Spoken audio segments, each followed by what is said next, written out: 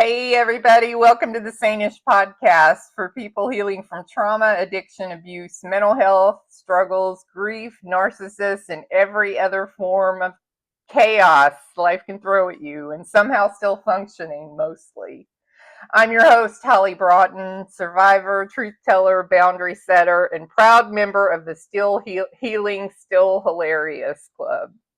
Around here, we don't do shame or embarrassment. We don't do perfection. Just real talk, dark humor, and hard truths, and a whole lot of hope. Because sanity is overrated, and healing, that shit is messy. This is Sane-ish, so let's get into it. Okay, so welcome to this episode. This is a very special episode for me because this is something that really hits home with me. It's very personal. It is very, there's so many emotions associated with this topic for me, because it is heartbreaking. It is it's gut wrenching.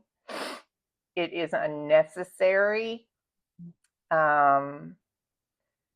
It's sad. It is depressing. I mean, there's so many things I could put to this topic. But anyway, and we can obviously get into it, but my guest today is Natalie Forchuk. She is in Vancouver, Canada. And, I love this woman because I met her on a support group. And she invited me to this support group because it's a parental alienation support group, which is what our topic is about today. And unfortunately or fortunately, parental alienation is a global epidemic. It's not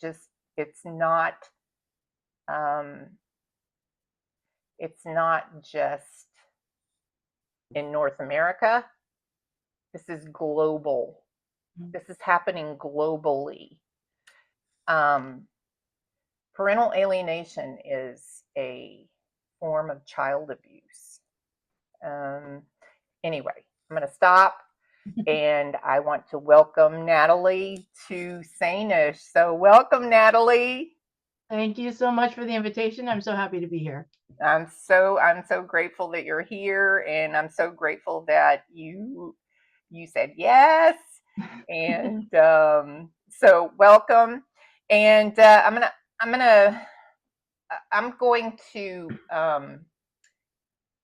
to ask you to give your definition of what parental alienation is, because you've experienced it yourself as well. So yes, I have. Yeah.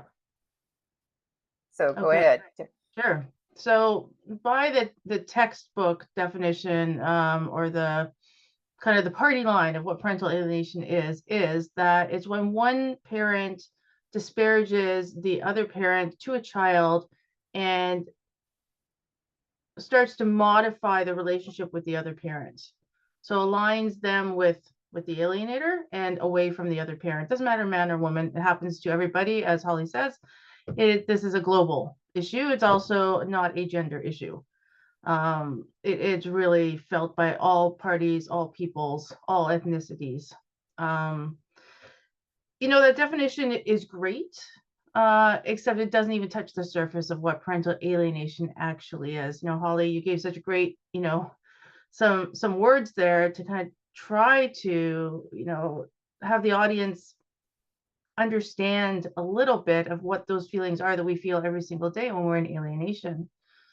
The reality is alienation it's devastating. It is a living grief.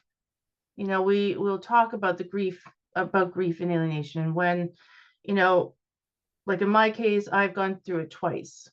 And my second time, I've not seen or spoken to my son for 4 years. Nothing, not a photo, nothing.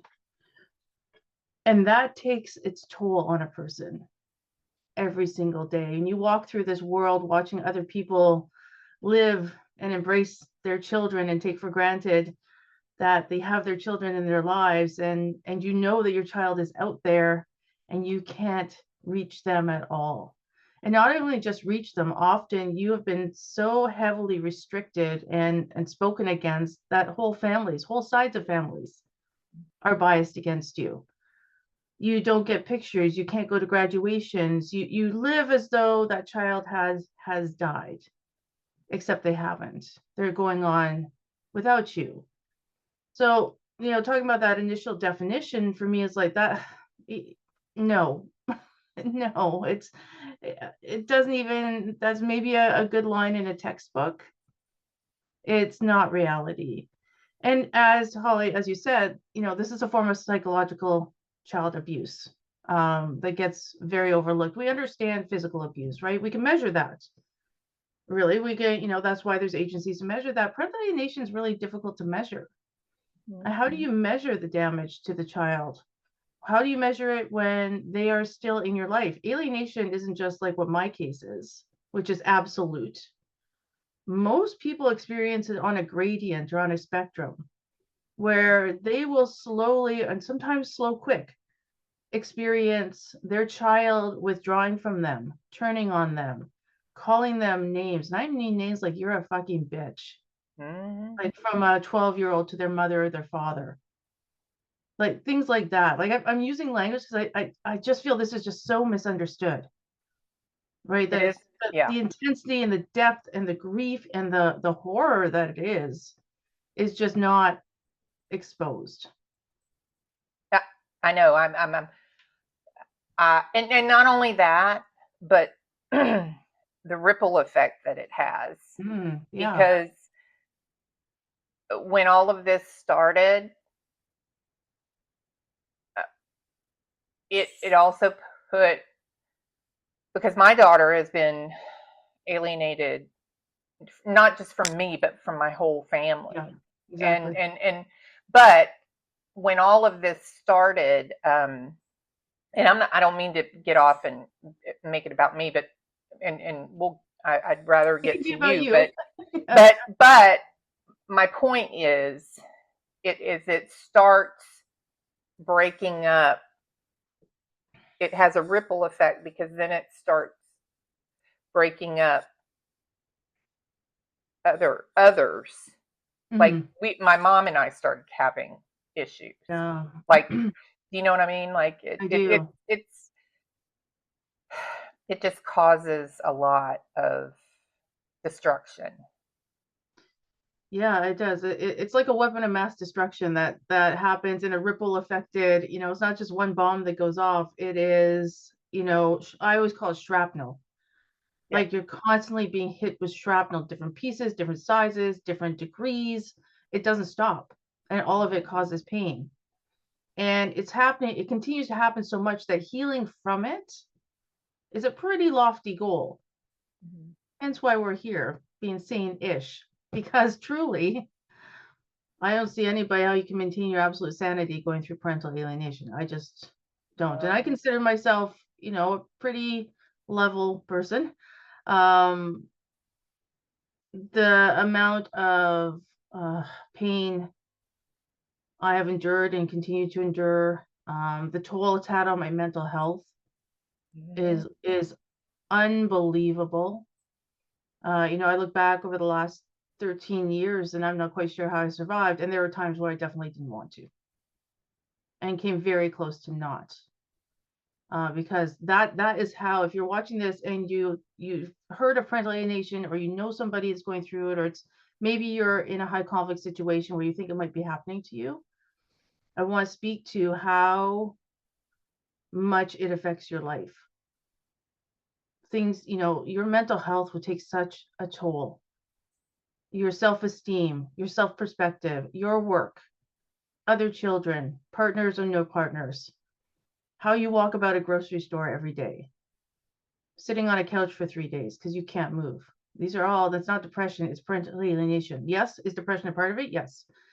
But I literally feel that parental alienation has this whole unique subset of mental health challenges and traumas that are uniquely woven together that way that your doctors won't understand.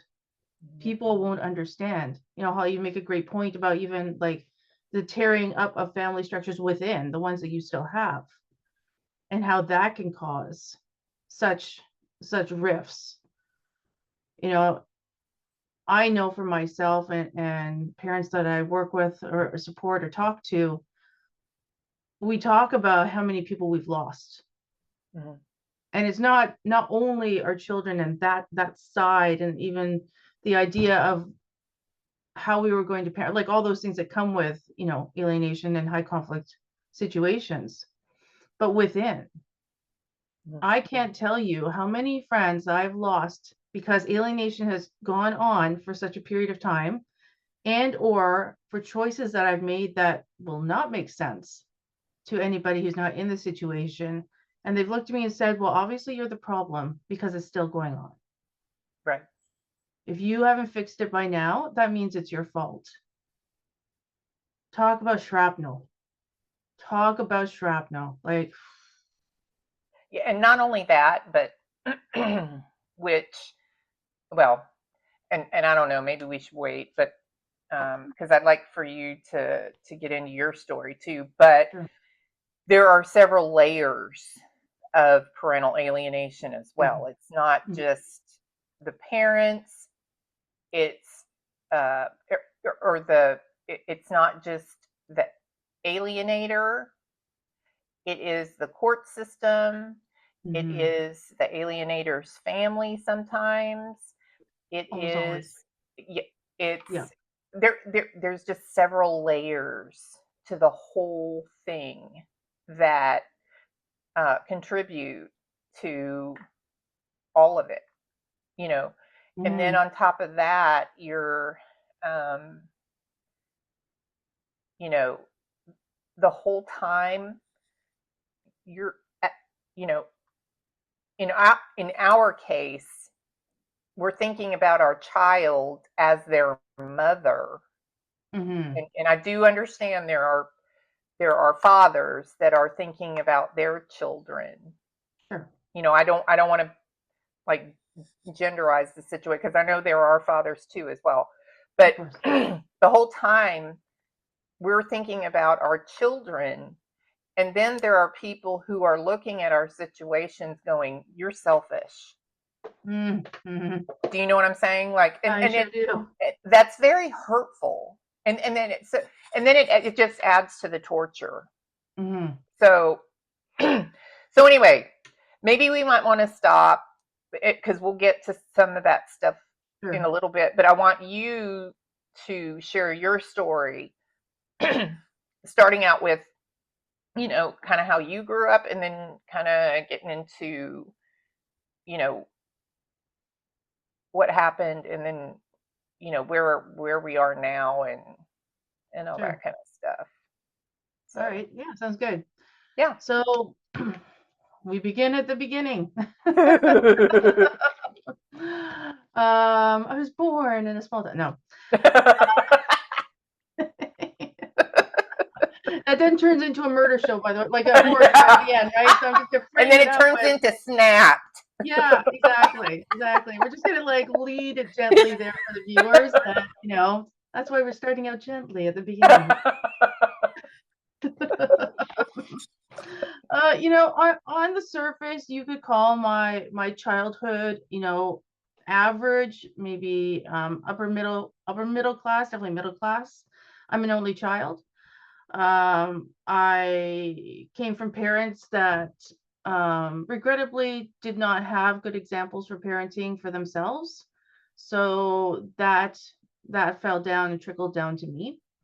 My mom, I look back now and understand, the medication she was taking that I didn't know about at the time, and some of the struggles that she had. And that unfortunately I was the punching bag for that whether it be mental, physical, or emotional. Generally not too much physical, but enough that it's memorable. And another parent that just turned a blind eye to a fat lip or things like that. So I learned how to be small very quickly. I learned that I would have called it being bold, being just normal, being human was not okay. And I rapidly, from the age of 11, I worked outside of the home, started in dry cleaners as a receptionist, and then in fast food, and then in restaurants, and then managing retail stores while I went to school because I wanted to be out of the house so much.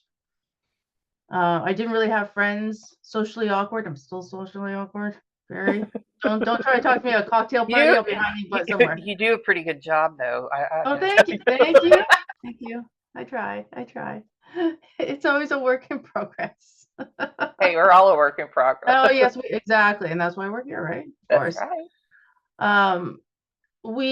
During my childhood, we had a weekend home away from where we lived in BC. And so I was there every weekend with my parents with no friends. And I look back on that isolation, almost a form of alienation from social situations, right? You look at it as like, oh, interesting. What made me a loner? I wonder. But beyond that, I was provided for, went to school, graduated high school, did all the things. What I was lacking was love and support and a supportive space where I could be seen and heard. Either I shut up, or if I said something, God forbid I talk back. I mean, not like I didn't do any of the things that normal teenagers would try to do. Yeah. It was just not even like I knew it was not. Forget getting caught by somebody else. If my parent, that's it. Like, game over for me.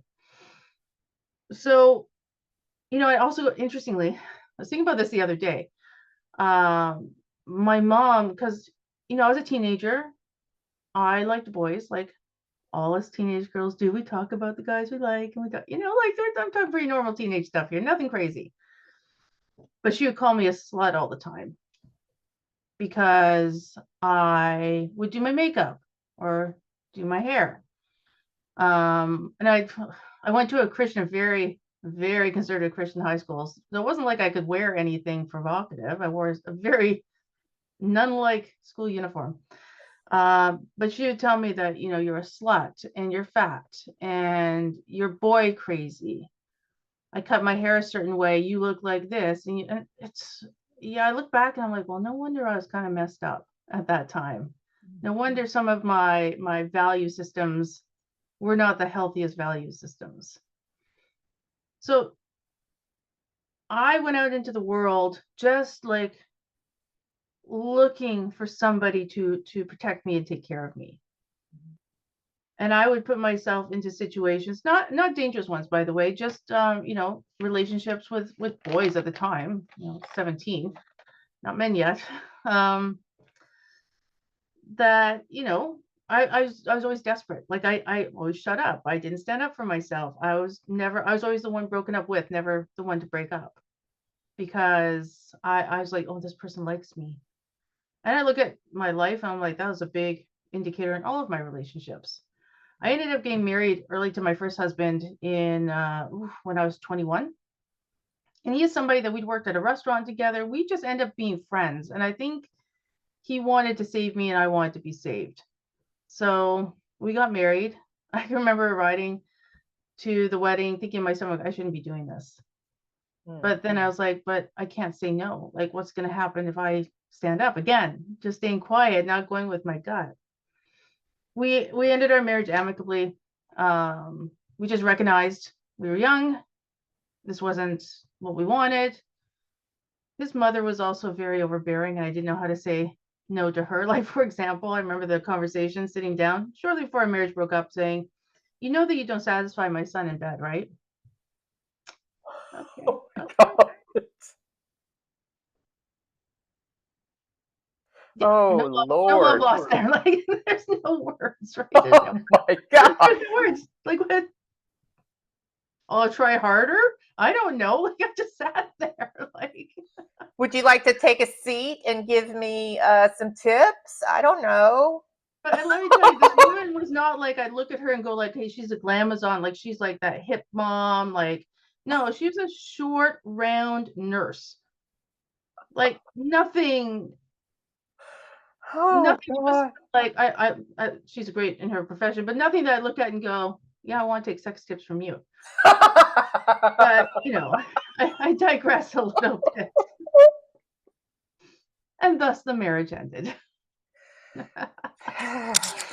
What Well, did you well, right? What did do for my self-esteem though is it really continued to destroy my self-esteem. I have yeah, another mother figure who's telling me actually something physical about my body, right? So I go from yeah. being slut and then now I can't satisfy someone in bed. So that's all like the backpack keeps filling up. Backpack keeps filling up of all these like these insults and these things that I've made a part of my fabric that I wouldn't know what to do if I put that backpack down. And like, who would I be without those traumas? Who would I be without all this negative stuff? That's who Natalie is. And they keep saying it, so it must be true. During like when I just separated from my husband, not just, we were like on the verge of the divorce going through, and I met the man that I thought would be, again, I'll use the word savior. That's a very common theme here for me. And How long were you married to your first husband? 2 years. Oh, okay. Yeah. Okay. Just long enough for us to figure out, hey, this isn't the right thing. Basically, Okay. right? Like, first year of marriage is like it's a novelty. Second year, you're like, oh, so this is it. I see. Okay, Yeah. we're out. Okay. So there's not that much more. Yeah, Just I'm like, oh, that's it. Okay, yeah, yeah. we're not doing that. We're not doing that. So the man that I met in a very beautiful, like, I'll tell. I don't know how long we have. I'm gonna tell this very quick story here, just to give you an Sure. example of Yeah. kind How of about it? my self worth at the time, and also how I idolized this person. So I was dating somebody who was moving away for his master's in university, and he lived in Vancouver, close to the University of British Columbia, in shared housing, like a house that many students live in, like a separate house. It's great. He was going off. We knew our relationship was going to be for a certain period of time. It was good. Um, I was happy as like as I got to be in a relationship that had an end point. There weren't any more expectations after a certain time. So I was like, oh, this is safe enough, right? It's gonna end. I already know the outcome. I don't have to stress about it. Again, that comes from like having very unpredictable outcomes. I was happier to have the outcome of knowing a relationship that I'm invested in is going to end versus being sad that he was going away for university. Like, I listen to myself say these things. I'm like, wow, how have you made it this far in life? How have you made it? But I have for 50 years. I've made it so far. So Well, you made it to the right show. I'll tell you I sure did. that. I'm having a ball. This is great. Yeah, you're gonna love this story. You're gonna love this. So one day we're packing his stuff up, right? We're in the kitchen, and this other guy walks in. Now, this other guy's cute, tall, funny, like I'm like, And the three of us are like, and it's the guy who's moving into my soon-to-be ex-boyfriend's room. So he's coming to drop his stuff off. We end up sitting around sharing a bottle of wine together. And he tells me all these fabulous things that he's done in his life. He just moved back from Russia, from working in Russia. He graduated from an Ivy League school, top tier. He has this amazing background, like all these things. I'm like, oh my God, wow. And I remember thinking he would never go for somebody like me. And I didn't give it another thought because I'd never see him again. He's moving in there, my boyfriend. Like, why would I never come back to that house again? Shortly after, maybe 3 months after, I go to a physio appointment for the first time at a new place, and there he is. Same thing. First time, first day, same person with the same physio. So being the hopeless romantic I am, the hopeful romantic that I'd like to be, I wrote him a note, put it in his suit jacket pocket that I knew was his in the change room, and asked him out for coffee. He did not call me. He did not call me. And again, I was like, oh, okay. I was actually in a good place. I'm like, focusing on work. Like, I'm fine. Then he called me. His dad had open heart surgery. Like, there's a whole reason he didn't call me. I'm like, oh, okay, yeah, bleeding heart, yes. Next thing we know, that was February 2001, and that was the beginning of our relationship. And this is the man who would end up hurting me, abusing me, taking my children from me, and basically make my life a living hell in parental alienation and high conflict divorce. And here we are in 2025, so that's 24 years ago. So, when we also talk about the trajectory of these relationships and, alienation, people look at alienation as like it's happened in a bubble, but it doesn't. It doesn't. There's always signs beforehand that we will not see until we're in it. Mm-hmm. I'm not here to tell anybody like, yeah, okay, so if you're feeling these things, you're likely to be alienated. There's no playbook for this. I cannot give you a list to say, I can give you ideas of how to avoid it, like mitigate it, but can you prevent it? That's a hot topic question. I don't know that you can, because a narcissist, man, they'll go to any length to do that, right? When I look back on my marriage, there was not a lot of connection, and pray God, if he ever watches this one day, he'd be yelling at the screen about this, and that's fine. One of the biggest examples I used was when I got pregnant with our first child, my son. I had to tell him in a boardroom because he was working 14 hours a day and refused to take time to have dinner with me or do anything. And he just like, oh, okay, fine, I'll see you at home. Never connected with the pregnancy, the belly, etc. And I look back at that now and I just see the disconnect. That and not to say that he doesn't love his kids. I'm not saying that at all. The way he connects with our kids, the way he possibly views who they are. I mean, it's reflective of his history. I can tell you that, his birth story and origin and how he grew up. Mm-hmm. But that vibe, I mean, that feeling carried through to our divorce and how the children were commoditized, made a commodity. Yeah. Right. Rather than them being little human beings, they became, as we all hear, pawns, right? They become a case number. Mm-hmm. Right? They become names in an affidavit, in a parenting plan, in a separation agreement. They are the first thing to get talked about and possibly the last thing to get settled in a high conflict divorce. I really feel that way. People will say that, with best interest of the child. Oh my gosh, if I have to hear that one more time, we need new language, because that's just got to go. It's just got to go. It has no real true meaning in law. Anyhow, we'll get into that discussion in a bit. But they were always in flux, and I look at it, and so my parenting was in flux. Now, if we talk about how I grew up, I did not have wildly successful examples for parenting for myself, so I was really winging it. And coming into it with a partner that was not, I didn't even know how to say it, that made things really difficult. And I when he left, my parenting was in flux at that point. I didn't know what parenting was going to look like. I did not know if I could do it. I was devastated. My kids were devastated. My kids were 5 and 6 at the time. And, when you are in a situation that ends up being high conflict right away, even though I think my ex would say it wasn't high conflict, Natalie. Naturally, he actually would. Hello, coercive control. Anybody? Gaslighting? Like, pick me. That was me. Hello. Right? Yeah, there we are.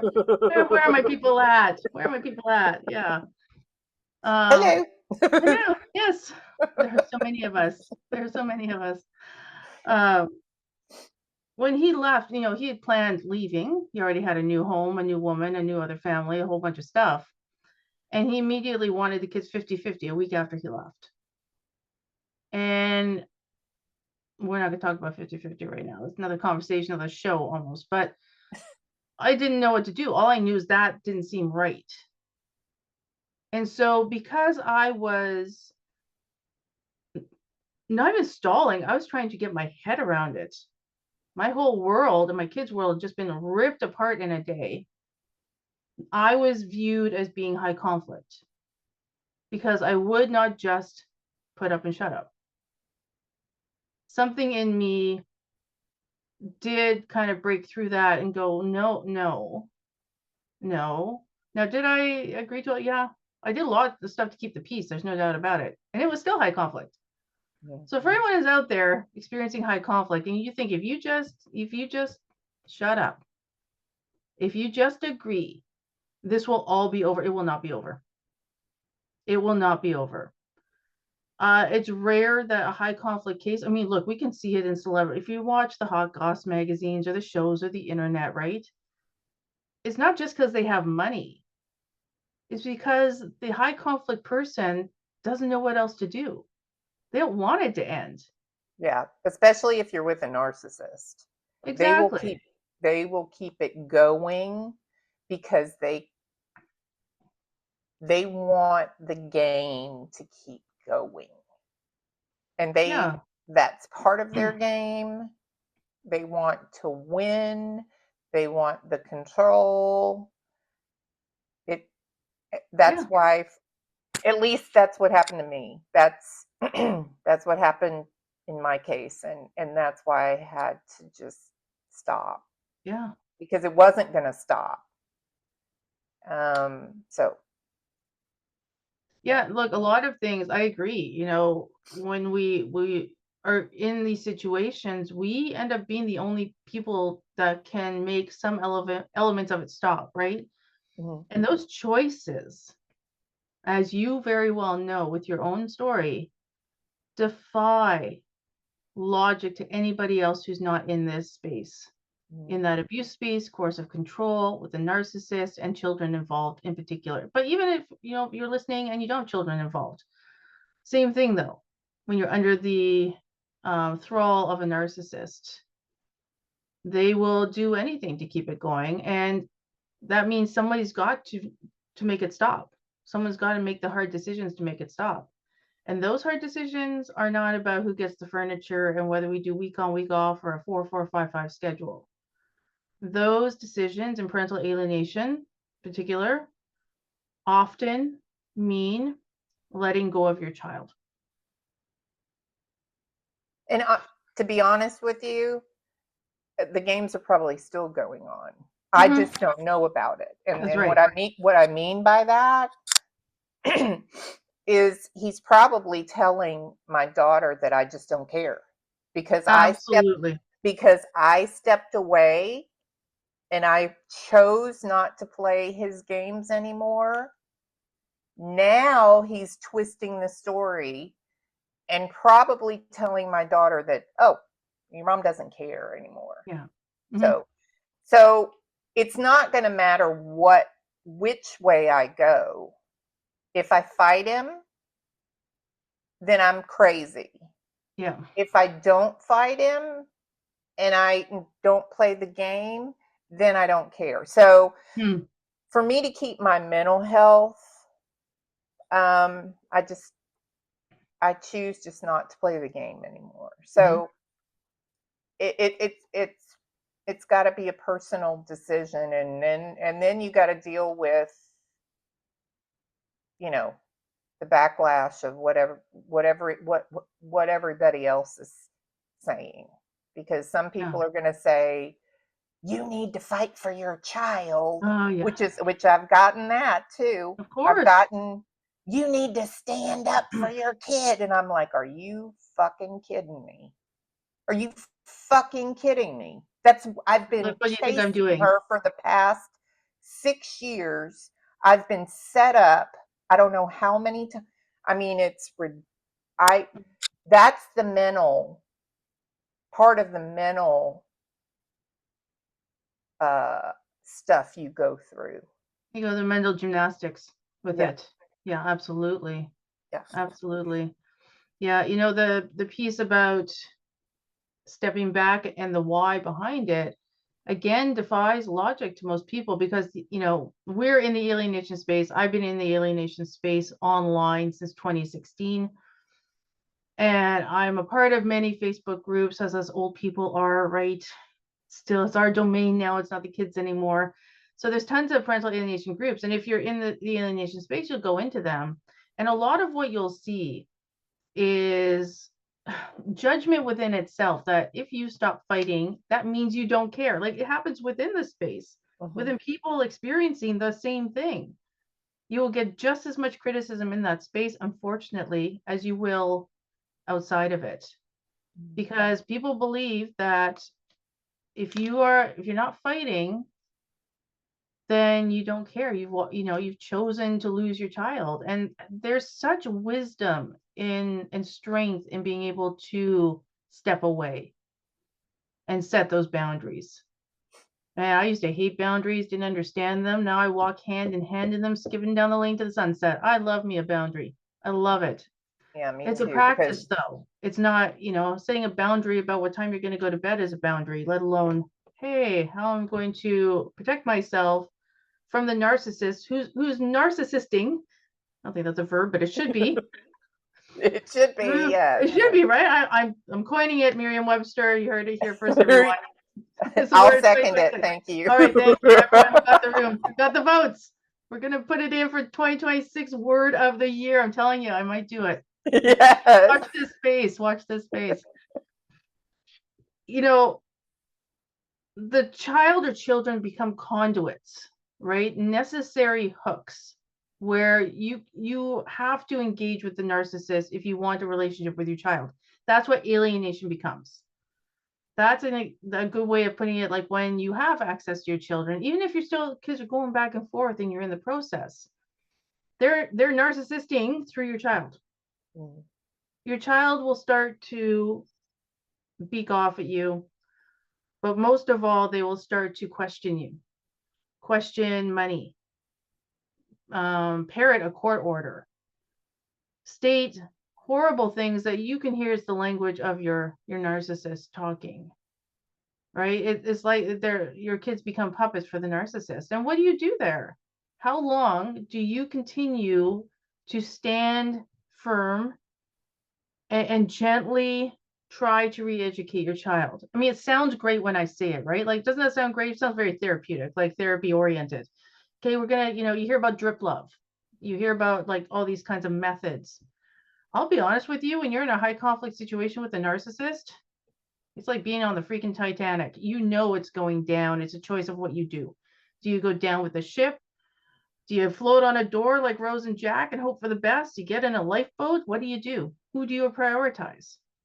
Right? Do you prioritize yourself? Do you prioritize your kids?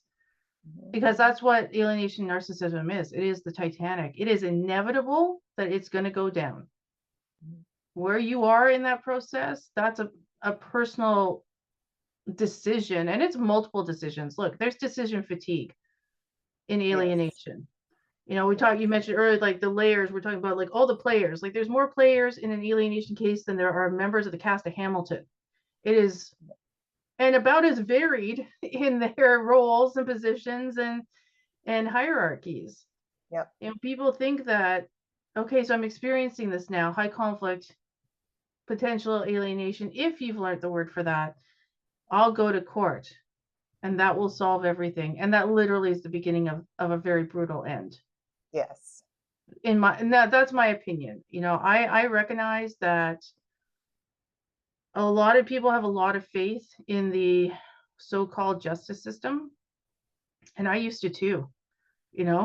I like justice. We grew up the Justice League, Marvel, Batman, and Rob. Like, justice trumps all. I mean, listen, didn't we all watch A Few Good Men? Didn't we all? And that was like the epitome movie of the legal justice system, where, McAfee just hams at it till he gets the one thing that breaks the person on the stand. The narcissist, I want to say Jack Nielsen. Anyhow, we know who he is. Oh my God, Henry Fonda. I think it's Henry Fonda that's in that No, thing. it's Jack Nicholson. Oh, you're talking about, okay, yeah. I You thought you can meant, handle the okay, truth. yeah. Right. We as a society view justice as being that way. And certainly when our children are involved, high conflict, when we're with a narcissist, aren't they going to see it? I can Yeah, tell you what they do see, a lot of money, exactly. and I can't tell you through, I wouldn't have said this through the whole process, if I wasn't in this, I would think somebody's exaggerating it. And I'm here to tell you today, once you get on that train, my friend, there is no destination where it stops until you jump off of it. You run out of money, your mental health fails, both, you lose your job, you can't do it anymore. Those are the stopping points on that train. Otherwise, the so-called justice system, the family court system, which ironically is based on civil law, it's not, but it is its own law within the civil law structure. But really, it's the Wild West of the court system. Like, the only thing you can be guaranteed in family court is it's going to cost you money. That's it. You think that you're going to get outcomes that are going to benefit you, like they're going to see it. No, my friend. If I can give anybody any piece of advice in wherever they're at in high conflict or alienation, you've got to take over the narrative. You've got to be first, or you've got to come back with such a compelling narrative. And I don't mean a lie, by the way. I mean, your case is your case. You just have to learn how to storytell it in a way that's compelling, that a judge will look at it and go, yeah, there's something here. That's not right. Rather it be just another wash of legal paperwork. Anyhow, I just went down that rabbit hole as well. So let's, Ollie, bring me back in a little bit. Refocus me here for a second. I'm over here. But that's my point, is there's just so many, there's so many, there's just so many, there are so many rabbit holes. There are. Yeah, that's a good example. Yeah. Loopholes. And see, that's the thing, is for me, I only have one child. I can't even imagine what it's like for people who have more than one child, having to go through this too. Because I don't even want to go there, because it's bad enough with just one. And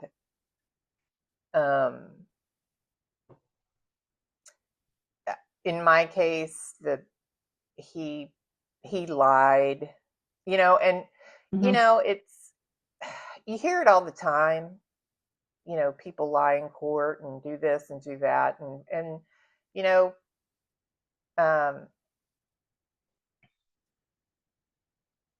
I never did lie in court. I'm just not one to lie in court, and nobody needs to believe me, and that's okay.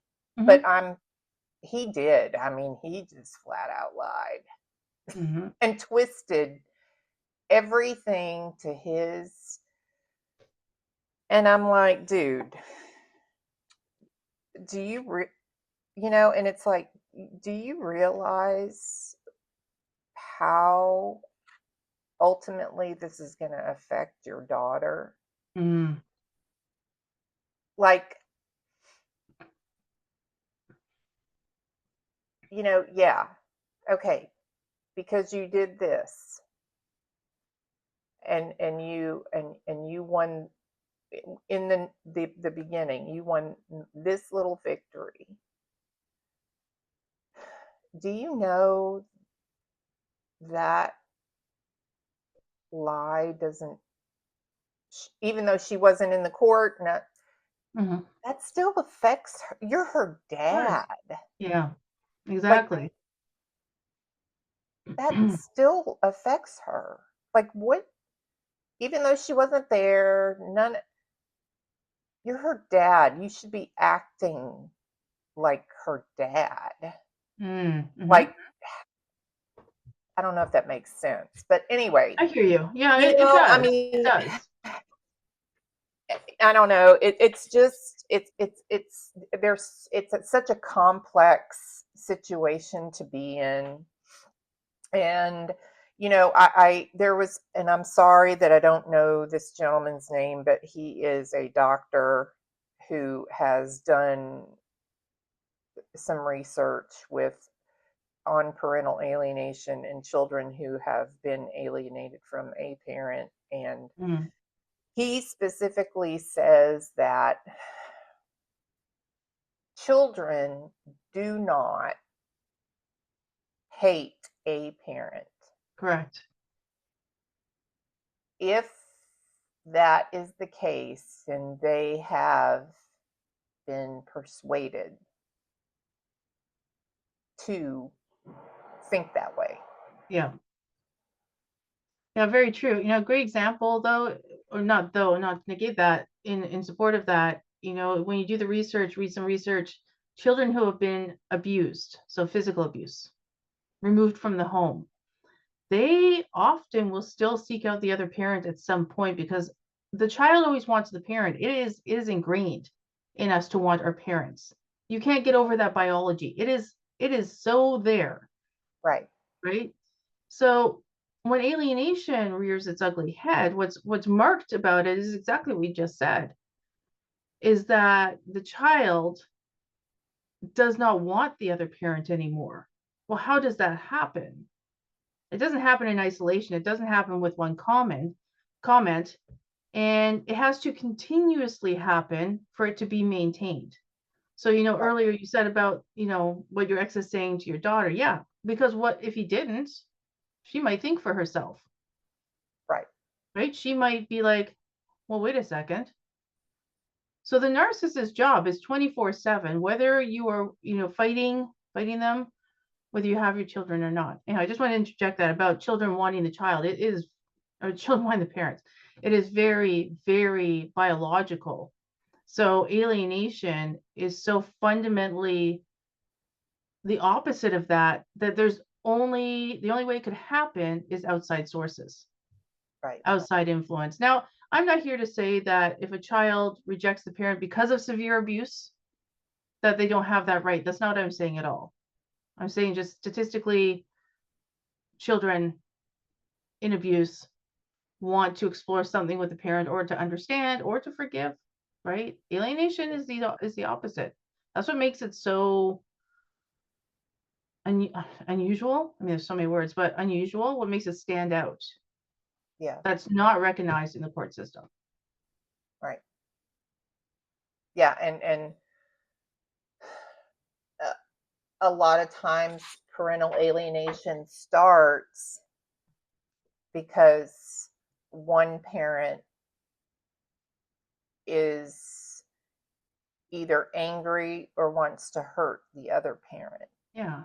So it's weaponizing the children for sure. So, and yes, and then that parent basically is using that child or the children as a pawn Yeah. towards the targeted parent. So, Exactly. Yeah. which in the end is so unnecessary. Yeah. And a couple of other things is and I mentioned this on our support group, but I was speaking to my therapist, and she had told me that she was like, Holly, you do realize that there are people in prison who have been in prison and have been released from prison, and they still get to see their children. Hmm. And then she also said, and there are people who have abused and neglected their children, and they still get to see your children, That's correct. and you don't. And I said, Hmm. I know. Yeah. And I haven't done any of those things. And that's what perplexes me. I've never abused and neglected my daughter. I have never done anything but be a good mom to her, and that's why I don't understand any of this at all. Of And course. and then she said too, she said, Holly, she said, you could go back to court and fight for her. And she said, but in my experience, she said, with parental alienation cases, she said it goes on for, now this is at least in the United States. I don't know about Canada. Yeah, same, But same. okay. So, but she said it goes on for years. They Yeah. will drag it out for years. So she said, if it were me, she said, I'm not telling you what to do, but she said, if it were me, she said, I would wait till she's 18. And I said, well, I had already decided long before she had even said Mhm. anything. But I told her, I said, I, for my mental health, I had to just stop playing his game. Yeah. I couldn't do it, you know. Yeah, Um, I hear you. so, and 100%. and and and I want to make it very clear too, just like I have before, that if someone is going through parental alienation and they choose to continue through the court Mhm. system, absolutely fine. I Absolutely. I don't, if that's the way they choose to go, hey, I'm all for it and I support that. It's just that's how I have chosen to handle uh, my particular case. Um, there have just been things that have happened for me and in my situation within the court system Yeah. for me that have proven, no, I ain't doing that anymore. Mhm. It's looks a little corrupt there. Nah, not doing it anymore. So if that's something that, if you're watching this and you're in this situation and you're going through the court system, please don't think I'm judging you and Yeah. you should stop. No, that's not what I'm saying. That's totally fine. And Yeah, that's your 100%. path. And Exactly. that's totally fine. We all have different things that we make our choices by, because like I said, Mhm. and like Natalie and I have both said, there are so many facets to parental alienation. You have to make so many choices and there's so many, like, Yeah, it's mind-boggling. it is, it It is. is. It's crazy. And uh it's like you said, Natalie, it's like sometimes I wonder how I'm still here. Mm. Mhm. Preach. Preach. Yes. Because, and I'm glad you also said and you admitted that, you know, um that there was a time that you didn't want to be here, because Mhm. that I was there too. Yeah, I appreciate you saying that. One of my passions with parents that I work with and in the alienation space in general is to shine the light in these dark corners Mhm. that nobody really wants to talk about. And here's one of the reasons why people don't want to talk about it, because anything like that can have a negative impact on our cases. Sure. What people may not realize out there, have not experienced yet, or again, if you're listening to this or watching this and you haven't experienced high conflict or anything like that, you don't know how much can be used against you. Your Oh yeah. humanity is against you. Your humanity. You're having a problem with something, you seek help, you're a bad parent. You don't seek help for the same problem, unfit parent. Like, and that's for, I'm talking for everything. I'm just not talking about drugs and alcohol. anger, like what we call those kind of standard things that you could get stuck on. I talk about anything. You keep a messy house. You have ADHD. You have a bad day. Yeah, bad. Well, right? Well said. Well, Holly, you just nailed it, though. That's true. You I had a bad know. day, right? You had a bad day. You had a day where you sent the text you wish, and I'm not saying like a mean. I'm just saying like you were short with the other Right. parent, That's what I or meant. yeah, like you just can't deal with this nonsense today. And not that you went at them. It's just like a 2-word answer, and suddenly it's like, well, they're not willing to co-parent with me. Right. Look, they're not answering my question. You spend so much time, and then you just get in your fucking head. And You're this is right. mental gymnastics. Oh my gosh, let me tell you, folks. To this day, I still have after effects of some things. I spent so many years looking at myself through a lens, always on the outside of myself. What am I doing? What am I saying? How am I writing it? What about this email, this job?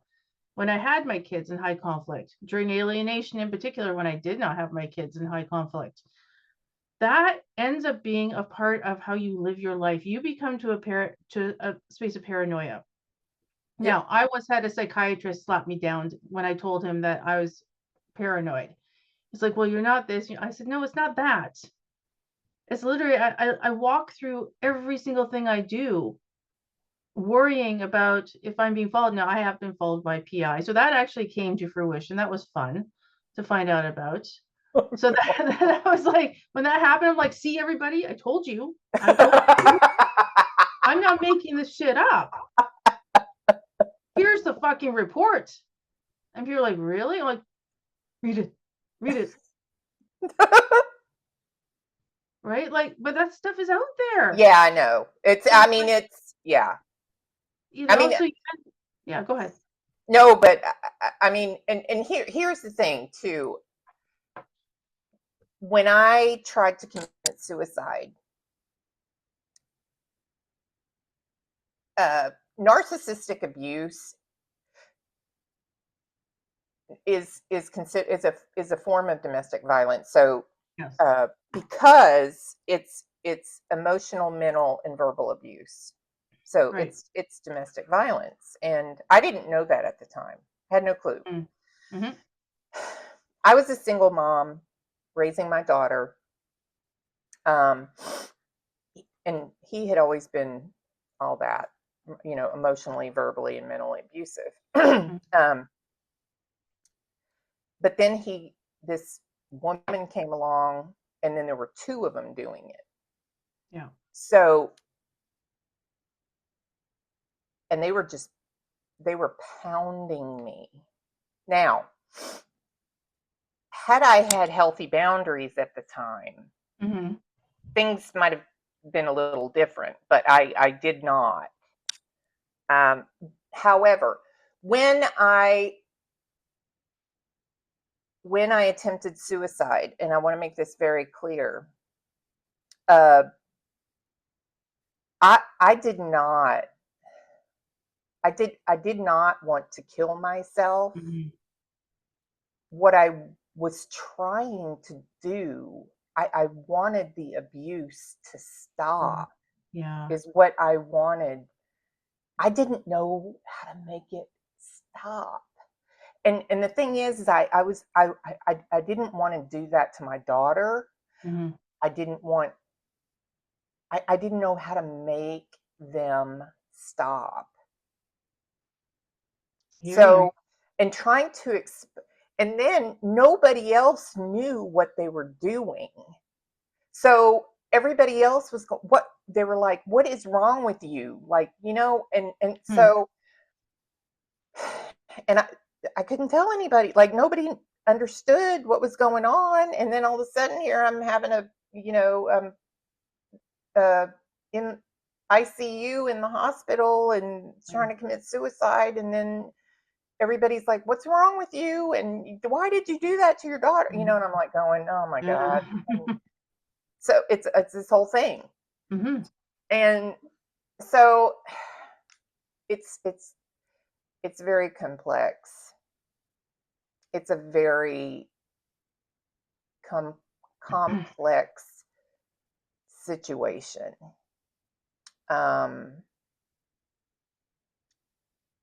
and it is torture.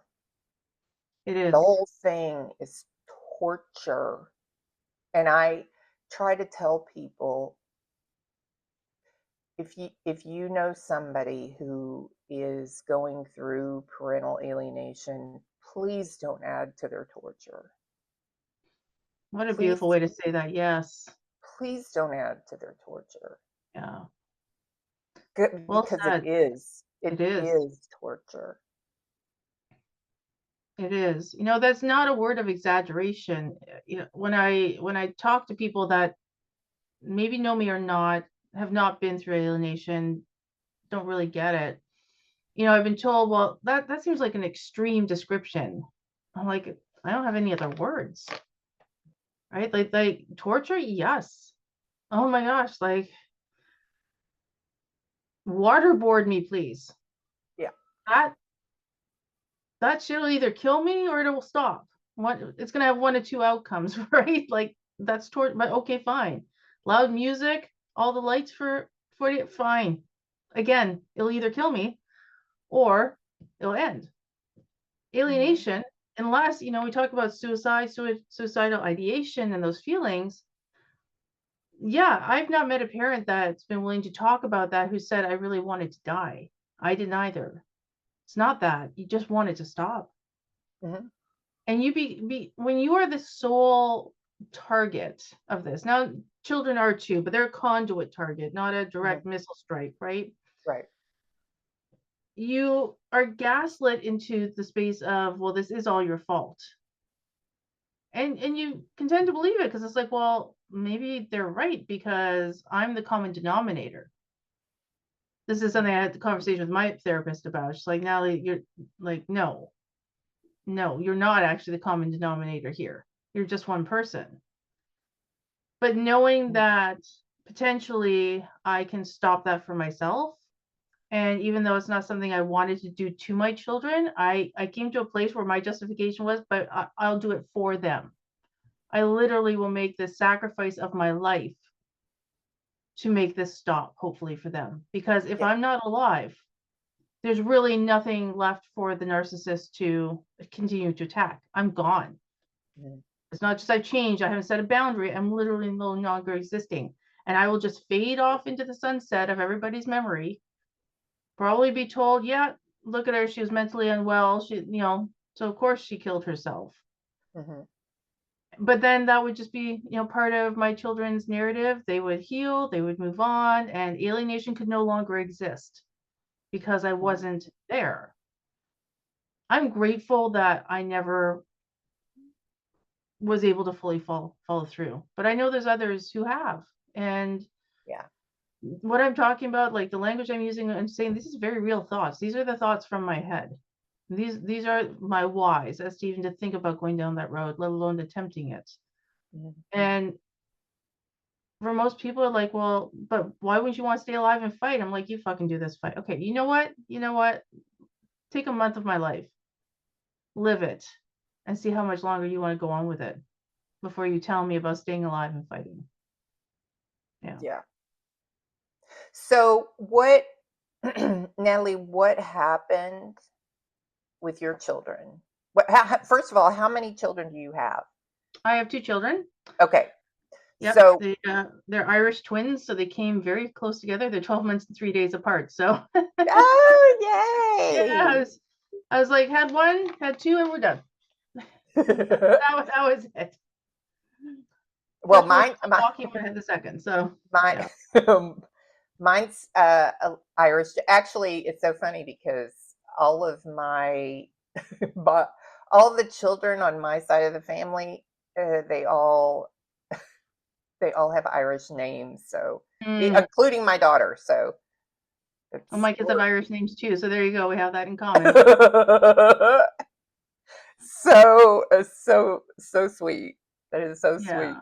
Yeah. So, okay, so it's two children. And so what happened? Or would you like to share what happened? Okay. Sure. So alienation the first time around happened when they were 9 and 10. High conflict. So this was in 2016. High conflict divorce had started in January of 2013, just to give some context. Those 3.5 years before alienation started were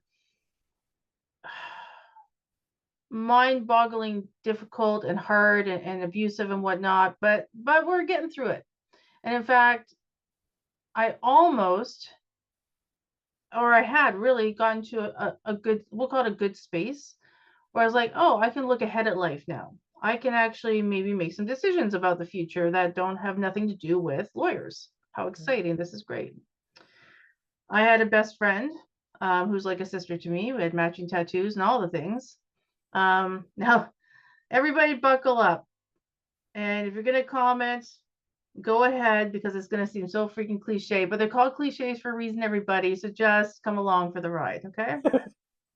This person started out as my nanny, right? Okay, yeah, you're on board now. Now you're intrigued. I know you are. Started out as my nanny. Her parents became like my kids' grandparents because we lived very close by within the city together. And they were providing a structure for me that my parents hadn't provided. When I had my kids, and even before, my parents were not involved. You know, they lived an hour away, and that was too much to come and drive and come see me. I had a very violent birth with my first child, my son, where the cord wrapped around his neck, almost didn't make it, violent C-section, he came out with a broken arm. I mean, like, it was horrible. My parents wouldn't even come out to help with that. So with this person, my bestie, it's like a sister to me, her parents became like my parents. Like, I, again, you know, thinking back to my marriage, with my first marriage, right, where his parents became my parents. Very similar alignments. What that I look back now, I was looking to be loved. I was looking for family. I'm adopted, so I don't have any familial history at all. Even my adopted family, very broken up and whatnot. So I was just always craving that. So I really leaned in with this person and my kids, who were having, you know, a great life. I was healing after a ton of surgery, like all the things. This person had moved across the country about a year prior, and I was out visiting her in July 1st, Canada Day 2016, where she looked at me and she said, hey, you know, you should move here. Now, let me tell you, the city I live in, Vancouver and Toronto, big rivalry. We hate each other. Why would I ever want to move there? I live in one of the most beautiful cities in the world. But I was craving connection so badly. I was craving, she's like, but I'm your sister. I'm going to get pregnant. And we have our children together and, you know, live a block away. Like, she just painted this scene. But she knew all my vulnerabilities. If anybody knew my vulnerabilities more, I don't know, even beyond my husband, my ex-husband, who's not my ex yet at the time. That took 5 years. So I got this harebrained idea. Sure, I'll look at houses. Found a house a block from our house that I loved. It was for sale. Bada bing, bada boom. I entered into a bidding war without talking to my ex-husband, by the way, my husband still, and bought the house. And I felt so empowered because I'm doing stuff. I'm making moves. And it did benefit my ex-husband. There was, and I'm not going to get into it here because that's his story, his privacy. I'm not going to get into it here. There was a very good reason that this move would benefit him. So I knew that, one, benefits him, bing, I'll get the okay. This isn't going to be a fight. So buy the house, my kids, it's now August, and we all agree, the three of us now, very much a throuple at this point, but not the good kind at all, decide it'd be good for the kids to start school in September rather than move mid-year, because I wouldn't be moving till December. I had a business to get through and pack a house. And honestly, I'll be very honest here, and I know I catch a lot of crap and comments for this. I was burnt out after 3.5 years of high conflict, everything. And the opportunity for me to know my kids were safe and starting school and I could take a breather. Yeah, I looked at that too and went, yeah, that benefits me as well. Again, come for me in the comments. That's okay. I'm used to it. Right? Because I get the comments, you abandon your children, you're selfish. How dare you? No, you know what? Again, life thing. I didn't know how much longer I could go on. That was a way out for me. That was not death. So for me, that was kind of positive, right? Like, okay, I'm going to live. Well, I kind of want to. I don't know your situation. Mm-hmm. I want to Okay. Don't know your situation, wasn't there. But I do want to say, in my case, uh, I didn't have a lot of help. I did not. Yeah, same. So, Same. so the one time I needed to take a break, and I said, "Hey," and this was a Friday. I said, "Hey, I'm going out of town. You need to pick her up from school." Guess who blew a gasket? Mm-hmm. And I didn't give him a choice. And Yeah, I it hear was his week. He had her every weekend, so it wasn't like I was asking him for, you know. like a whole weekend of time just off the hook. Yeah, I get what you're saying. I mean, so uh, I just I kind of don't have a lot of sympathy for stuff like that. You know what I mean? Like when you need a break, and you've for moms that don't get who busts their asses the whole time, and Yeah. then need a break. They don't, when they bust their asses, they don't get help from the other partner, Yeah. and then they're burnout. They need a break. They take a break,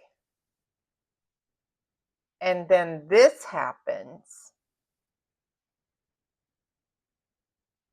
and then you know parental alienation happens. It's like you're sitting there going, "What the fuck?" Yeah. I mean, that's Oh I yeah. mean that's how I looked at it. I was like, Yeah. "Excuse me." Yeah. I mean, No, the disbelief is legion. It's that's. I mean, I. It's another layer. I mean, there's just mhm, so many so layers. many layers. Hmm. It's just so. I could sit here and think about it all day long, and just just the perplexity of it Yeah. all. I'm like, not only the perplexity but the audacity. I Mm. mean, I'm like, The audacity, yes. A great word in this situation. Absolutely. Yeah. It's not but the it audacity I hope, but it's audacity. Yeah. so do you, I don't know if the people in the audience, or people, the listeners or the viewers, or I hope they can comprehend what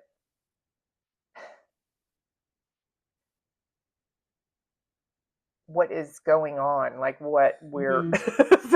What we're dealing with or trying to yes, convey. Yeah. the Yeah. amount of um, stuff Hmm. that goes on. Yeah, it's a three-ring circus in your brain at all times. There's no doubt about that. I Yeah. mean, you're just it's just like a it's like a constant juggle, or it's a constant maneuver of spinning plates. Yes. Oh, yeah, it's a good one. Like Yep. spinning plates. It's like, what's going to happen next? Oh, catch that plate. No, Yep. catch that plate. It's that type of thing. It is. Yeah, it is. And it's it's that kind of chaotic dynamic too. You never know what's going to come at you. Well, that too. And Like, and yeah, that too. That's another. It's right? Like crazy. you're It's trying to hold it all up and then you don't know if there's a bulldozer coming for you or a speeding truck that's just going to slap you into next Tuesday and all those plates will crash and then you've got to recover from that and you got to get all the plates going again. yeah, Like it's crazy. I mean, I talk about it and I hear myself talk sometimes. I'm like, again, surprised I'm still here. Surprised I'm still here. exactly. And Yeah. then you get somebody. Then you get somebody from the outside Mm-hmm. that's not in this realm, Mm-hmm. and then they're going, do you actually hear yourself talking? And I'm Yeah. like, yeah, I, Yeah, you. yeah, I. You. And I'm like going, dude, I've lived this. So yes, I have heard Yes, myself talk. I know, right? When people try to squash your lived experience, it's like, really? Okay. All right. No. I cannot. So I just cannot. Yeah. so anyway, let's get back to your story. Sure. So Yeah. so Okay. two children. Two Yes. children who were So 9 and 10 at the time. 9 and 10. yes. So we do all the things. They're super excited to go. They understand. They, are excited to go with Auntie because we call her aunt, their aunt. So, she's a fun person. She's a professional nanny. So she's always with kids and she's always doing stuff. So great, right? Like someone you want your kids to be with. Yes, I do hear myself talk, knowing the outcome of my story. And let's keep going. So put the kids and her on the plane. They go to Toronto. I fly out there with my ex 5 days later for the start of school, to sign guardianship documents. That was super important to me. And let me tell you, I'm glad I did that, because that served me well in court to get my kids back. And, between her and I, we had, we were a texting relationship every day, even though those 3 hour time difference. So it was agreed, like, text updates and, we were basically parenting together. And that was part of her sell, was from the time that my ex left, that, we were more of a married couple and parents to these kids than he ever was. Hmm. So what happened next is actually interesting and really fucked up. So very quickly, I'm in Vancouver, they're in Toronto. I am planning on flying back every 3 weeks or so, to see them. And I'm on text and message every day while I start to pack my house and also just sit and breathe for a minute. I take that time that I can just start coming off of the ceiling and take care of things and take care of myself. Very quickly, the messages got shorter and shorter. And then it was the time change. And it was, well, so and so's at scouts and so and so's at guides, and no, they're with their friends, and no, they've got homework. Suddenly, and it was sudden, it didn't take long for my ability to talk to my kids to be severely restricted. Reaching out to my ex and saying, like, hey, what's up? Because he's out there at this point. Now I'm gonna just clarify this for everybody. No, they did not sleep together to the best of my knowledge. They're really two narcissists that just really jammed on each other, and they found their narcissistic feeds within each other, and that was taking the kids from me. I go out and take possession of the house. I stay at her house. I see the kids. I'm only there for a weekend. Things are generally fine, and that was in September of 2016. By just after 2 weeks later, so around Thanksgiving in Canada, 2016 in October, suddenly contact's cut off. I fly out a week later because I'm like, this is weird. Like, I'm panicking now at this point, because she has said to me, she's taken me, she's like, Natalie, the kids have brought up some things to me that are really concerns about you and about your parenting. And like, listen, everybody, I want you to hear those words, because I can tell you with almost every parent that I've talked to and worked with, they've had some sort of something like that suddenly frames it up that you're the problem. Gut drop moment. I fly out to Toronto. She tells me, well, you can't stay here. Right? That's not right for the kids. So she had a key to my new house, which I'd taken possession of, still empty. She goes and puts a mattress in there, and that's where I slept, in a very cold, dark house. My kids, a block away, and no access to them. And that next day, she invited me to see the kids at a local Starbucks, which was just chaos. My son refused to come out of her truck. My daughter was sitting there with a friend. I'm like, this is just weird. It lasted for 10 minutes. Like, it was so bizarre. Kids wouldn't come near me. I go out to her truck to try to talk to my son. He just ducks, won't talk to me, like, won't even look at me. He has a hoodie that zipped all the way over his face, like a mask, and that was it. And I didn't know, like, I'm standing there in this cold, sleety weather going, my head is spinning. Like, I don't know what this is. I remember her, I'm like, okay, I'm gonna step away from the situation because it's serving nobody, and I'll call you later. That's what I said to her. And she turns to me as she walks kind of backwards towards her truck with a smile and says, "You know what, Natalie, you're never getting your kids back. You know that, right?" No, I didn't actually, because I didn't know what the fuck this was. Meanwhile, I reach out to my ex via email. I was smart enough at the time to always address things. Well, I'd been in high conflict since 2013, so I always address things formally in emails that could be traced and blah, blah, blah, blah, blah. And emailed back, said, "You're going to have to talk to the children about that.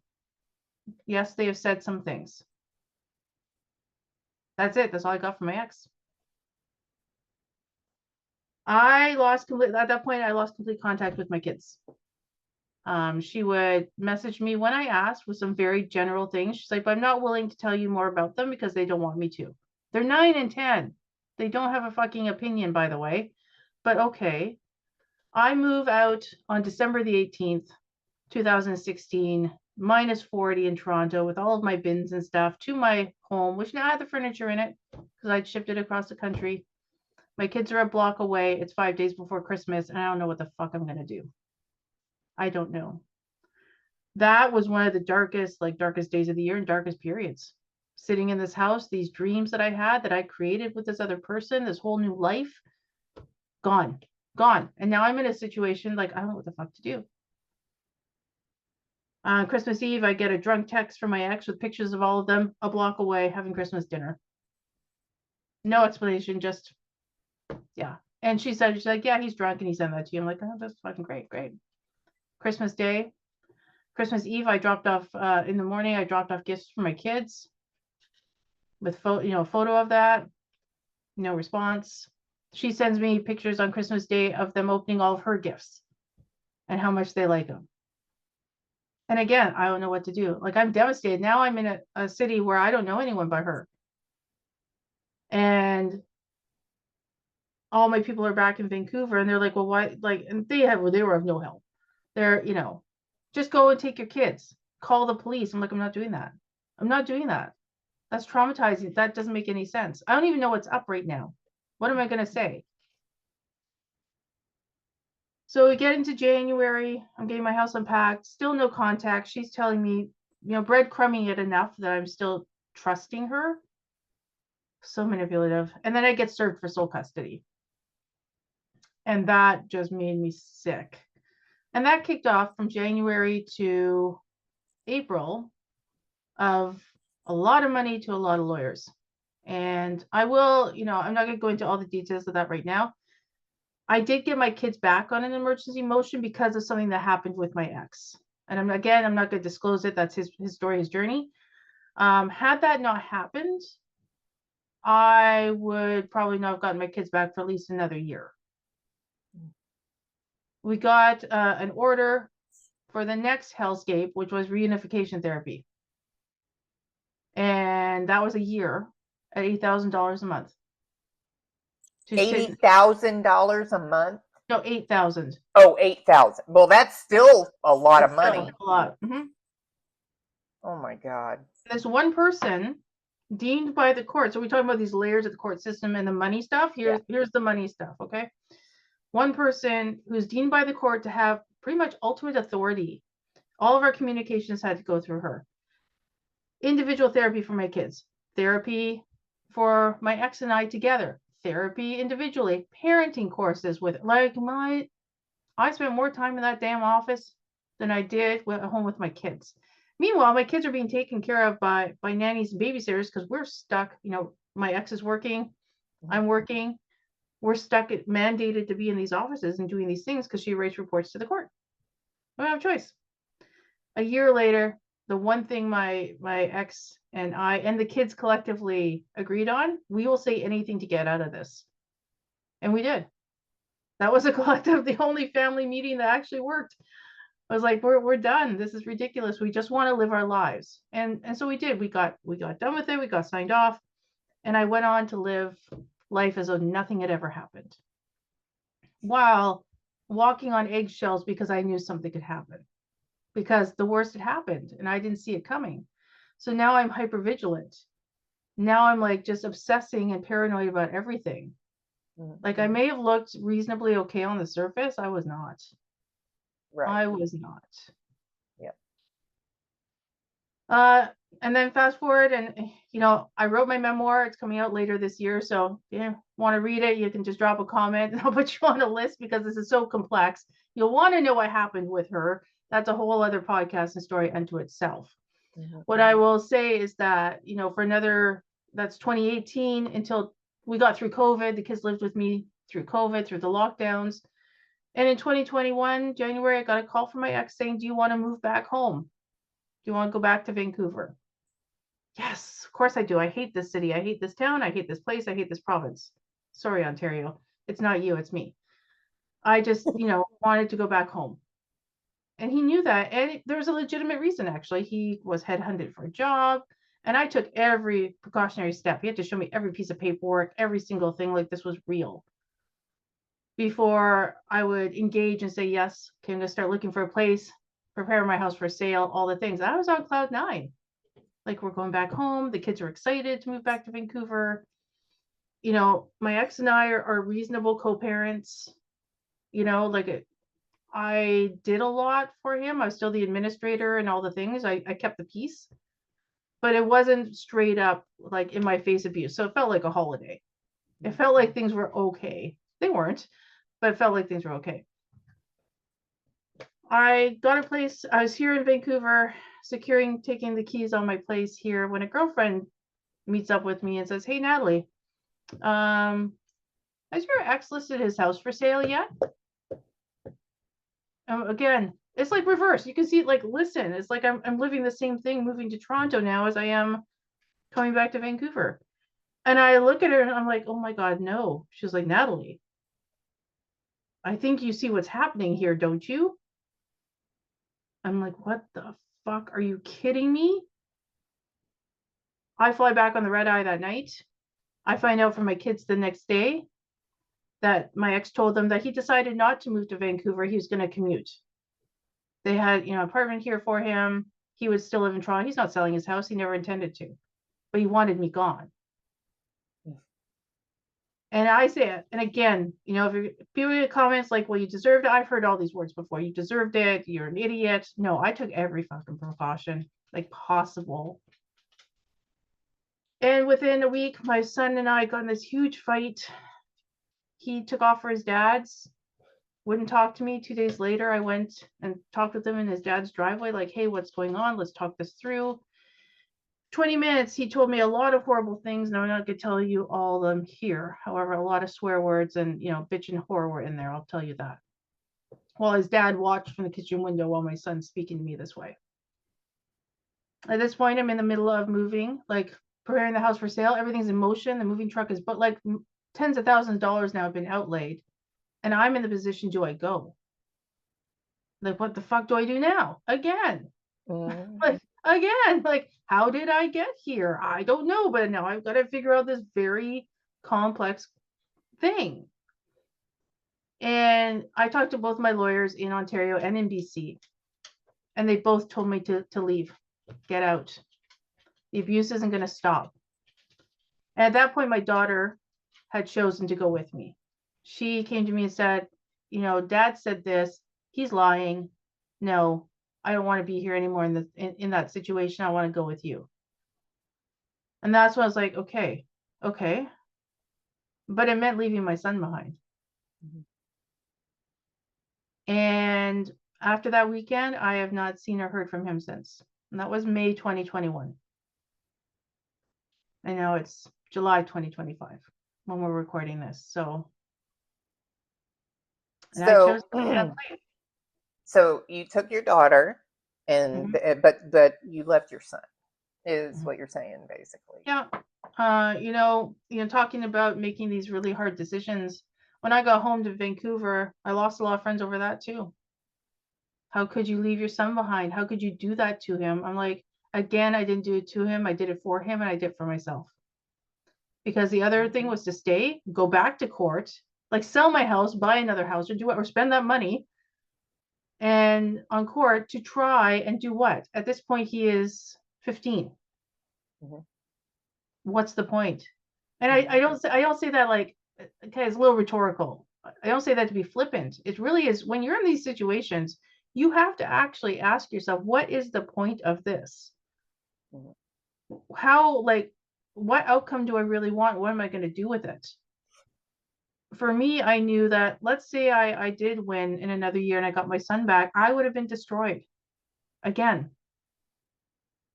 And so I made the decision to get on that plane.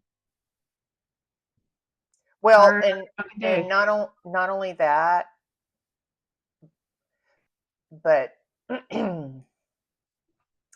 how much of how persuasive could you have been to him in Yeah. that short of amount of time?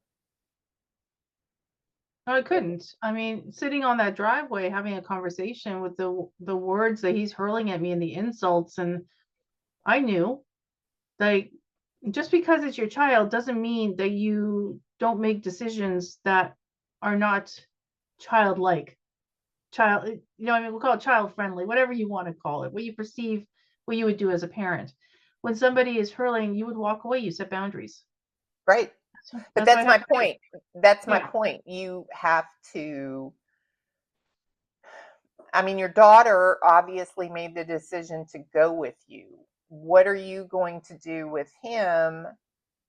Are you going to force him to go with you? Or you can say, okay, do you want to go with me? Or, I mean, you have to make a decision as a parent right then and there. Hmm. And that's Yeah. the decision you made. So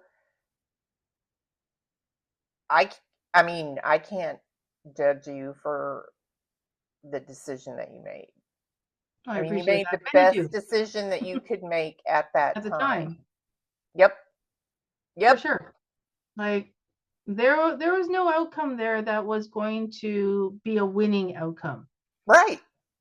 Like, removing myself from the situation was the only out that I could see. Because keep in mind, I just told you the story of everything I went through in 2016. I didn't expand on the hours of court work and the grind. I didn't, we didn't get into that. I already know what this looks like. Right. I fought this opponent once already. Yeah, I won. Okay. It cost me dearly. And it cost my children. So again, what am I going to choose? So that I look good to everybody else and everyone approves of the fact that I've gone back to court and I'm fighting and I'm miserable, but I'm still there. No. That's not an example I want to set for my children either. I don't want to model behavior that I'm willing to stay in an abusive space for the sake of being seen as being doing the right thing. That no. I showed my daughter strength. I showed my daughter boundaries and decision making, and she knows, reasonably. She's now older, of course. She's 18. So, conversations have changed and questions have changed over the last 4 years since we moved back. So she's maturing so she can ask more and understand more about the why behind that. I think that, the most challenging part of it is not just leaving my son behind, but again, like what you said with your daughter, knowing what the narrative likely is. Mm-hmm. Number one is that I left him, right? That's going to be the number. I know that. And that's where the mind fuckery comes in. Even when you make these decisions, it's still, I miss my son every single day. Mm-hmm. I see kids on the street and I'm like, I miss that time. Since he's been gone, he graduated high school. He's gone to university. Those moments of parenting that you take for granted are stolen like a thief in the night by an alienator. Mm-hmm. If any parent ever, like, not even in this space, but parenting, never assume that you are going to get to have those moments. And I'm not saying from a live, laugh, love perspective, no, it's like fucking real. That a family court system that is supposed to work for you will work against you. Like, it will blow your mind Oh, yeah. about how ineffectual it is. And again, I said earlier about taking control of the narrative. The person who leads, you're always on the back foot at that point. To get ahead, it's virtually impossible. You will always be at a deficit.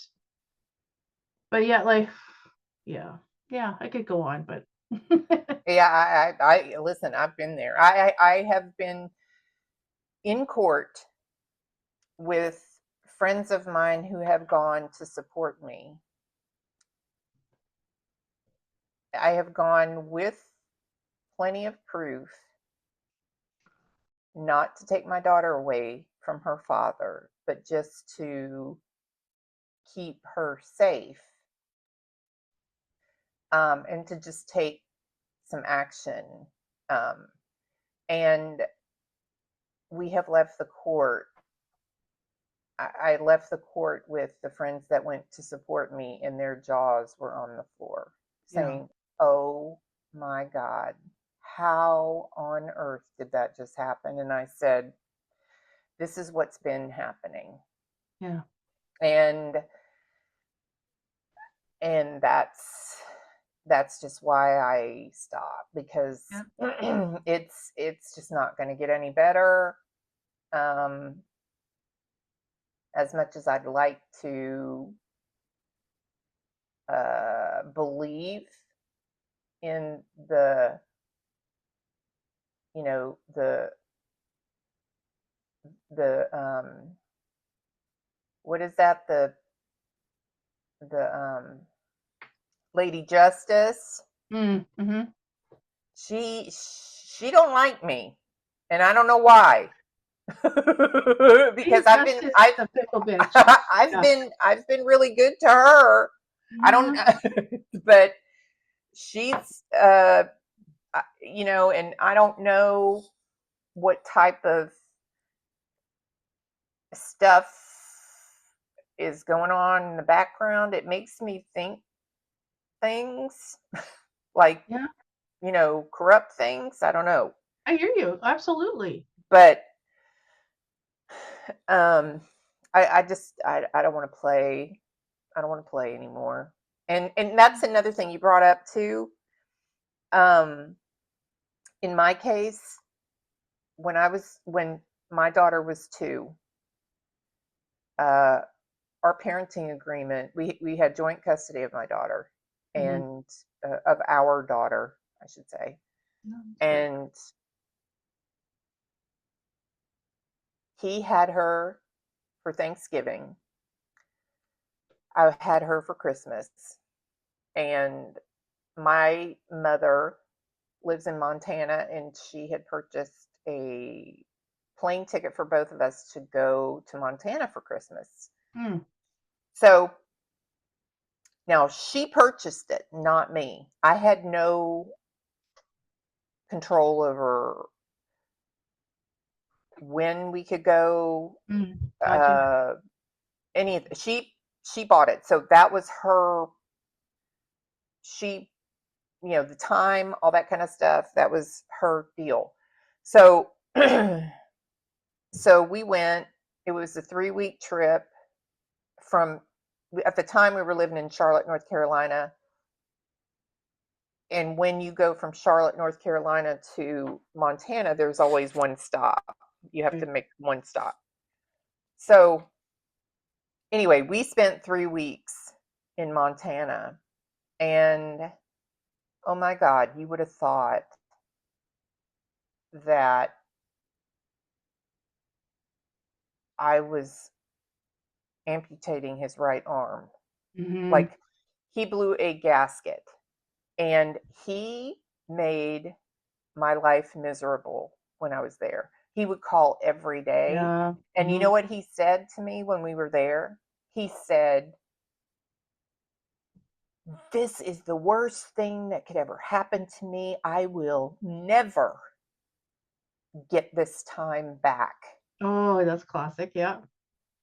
And now I always think about that. And I'm thinking, you know what? I will never get these 5 years back, Right. ever. I know. And, you know, that was one Christmas. That was one Christmas when he Mm-hmm. got her for Thanksgiving. And the thing is his mother's birthday is around Thanksgiving. So he would constantly try to get her for both Mm. Christmas Right. and Thanksgiving every year. He didn't want to have her for just one, like his designated holiday. He wanted her for both. And then her birthday. He wanted her for her birthday too. So you can never win with a narcissist. That's right. You can't. So that's the whole purpose of this parental alienation thing. He wants her. He doesn't want to share. No. He wants it all. He he can't so it's just a nightmare. It's a nightmare. It And is. but when you said that about you will never get that time back, that just jolted me back to when she was Mm. 2 and him telling me that one time, I will never get this Christmas back. And I thought, she's 2. Like, but Yeah. then, and I just thought of this like a couple weeks ago. I thought, you know what? I will never get these 5 years back. Mm-hmm. You thought about one Christmas when she was 2, but this has been 5 years for me, Yeah. you know. But I am I'm always hopeful. Mm-hmm. I just I don't know if people understand, because I see it all the time. I mean, you and I see it all the time. These children who are alienated and who live with the alienators Mm-hmm. are sometimes so brainwashed that the way they talk to the targeted parents, if they choose to speak to the targeted parents, some of Mm-hmm. them don't. Some of Yeah, them for sure. some of them Absolutely. don't speak to the targeted parents at all. Yeah. But the children that do speak to the targeted parents, they are brutal. There. They are brutal. And it but a lot of times it's not them speaking to the targeted parents, it's the alienator speaking through the children. Yes, that's the conduit again. Yeah. Yeah, 100%. Or it's the alienator texting the parent. Mm-hmm. So it's this is such a um people just don't, I don't know if they know. it's it's so complex, isn't it? It is. It's and it's a crazy world. This It is. It's one without laws and rules. And which is ironic for me to say because I'm talking about often the justice system, the legal system. Again, it's the Wild West. Everything is subjective in family court. I think that's something that people don't understand because they think that there are, laws and rules, and they are, but they're very open to interpretation. Right? Like they can be used one way or another way, and both people could be right. So Mhm, again, it goes back to the storytelling. And not the lying, but the crafting of the narrative, the compelling story that makes your case. mhm, And people often, like when they're in it, well, we're all burnt out and whatnot anyhow, um, don't understand that this is what we need to do. Like we have to write, like the Lord of the Rings trilogy level kind of stuff to try and even just spend time with our kids. right, If we win. And it's not winning, by the way, like I because there's no end. right. Right? So it's the closing of a chapter, it's the closing of a scenario, it's closing of a part of a narrative. But to me, there's no winning because once you're in it, that's it. You've lost, as far as I'm Mhm. concerned. I've lost not only, time that chunks of time, I lost myself. Oh yeah, I lost sure. my 40s to this, my entire decade to this. I Well, lost my self-esteem. I lost my growth. I lost trying to claw some of that back is a feat in and of itself. So there's only loss here. There's only loss. Yeah. So Natalie, so where are things now with, okay, so where are things now with you and your daughter as far as your relationship, and where are you now as far as, you know, your mental health, where you are with your son? Did you ever get divorced from your husband? I did. Yes, I did. You know, what are you doing, you know, work wise? You know, how are you growing, I guess is Sure. my where I'm going with this. Sure. Okay. So kind of like a snapshot of today, where things are Yeah. at. Sure. Yeah. Okay. My daughter and I have a really good relationship now, and it's not because we moved and everything was fine. It's taken a lot of fucking work because she had her own traumas and stuff from the whole process too. Mm-hmm. She wasn't seen and heard, and I wasn't seen and heard. So lots of therapy and lots of growth, lots of just talking when topics came up and we were able to talk about them. You know, she said something really beautiful to me the other day. We were driving home from her therapy, and I was saying something I was ashamed of. I don't know why this came up. It was something in parenting after my ex had left, and I can remember it's like just this this point of I couldn't handle anything anymore, and I threw a shampoo bottle at a wall. I was just like, I didn't know what to do, and this was early on after he left. And I was telling her like, you know, I'm so ashamed that that's the kind of parent I was, and it just kind of came out. Shame is a master manipulating emotion in alienation. Shame is like it's right up there, does a Mm-hmm. number. And she turned to me and said, "You know what, Mom? Now I understand who you were as a person, not as my mother, and that you were going through a lot of stuff and trying to keep it together. So it's no wonder you were tired and frustrated. It's no wonder that you showed that." I was like, wow, that's a gift. That's a gift. Um, Blew my mind. And that comes from talking and learning and growing together. And um, yeah, so that's where it's at with her. So we now today share a really great relationship. I know people may want to know, does she have a relationship with her father? No, she does not. Does she have a relationship with her brother? No, she does not. And that's not her doing. That's as far as I'll disclose about that, but that's not her doing. And it's not my doing either. So my son, he's out there doing quite well from what I understand from my daughter looking at his Instagram. That's as much as I know. I was lucky to find out where he goes to university. Often I'll get asked, well, why won't you do something with that? Fly there. Show up. I'm like, no. This is now his journey as much as it is mine. You know, especially at the age of 19, where he's becoming more of an adult, moving away from home for university. My parenting is changing with him, but still parenting. Make no mistake. People think that in alienation that somehow you're not parenting. We are. We're parenting with every decision we make in our case. That is still parenting. Do we get to hands-on and do all the things? No, we do not.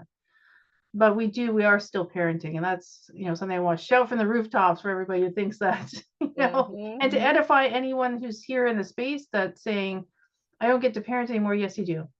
It doesn't look like what you thought it would, and it's really shitty. We've got to find ways to make it palatable, manageable, and still, you're still parent, you're still mom, you're still dad. Don't give that status up. That you have that for life, and the choices that you're making to do something or not do something, that's parenting as much as you can in that space. So for me, that's, you know, holding space. I've sent stuff from time to time. He knows I'm here. I'm not hard to find. My number's never changed. My email's never changed. He knows my address. It's up to him on his journey. Will I walk away? No, of course not. I'm still going to send prompts and stuff, but I'm not, subscribing to any one theory like dripping love. I don't, I get asked a lot like, well, how can I, communicate with my alienated child? You probably can't, to be honest with you. Most things you do will be seen as manipulation, that you're trying to buy their love, you're trying to win their love. And that's, you're at a deficit, and that's okay. It's okay to step back and hold space and still be mom while they go on that journey themselves and see where they land with it. That's my approach, anyhow. It's not for everybody, but that's my approach with my son at this time. And is it painful? Absolutely. It's painful. It is a daily choice.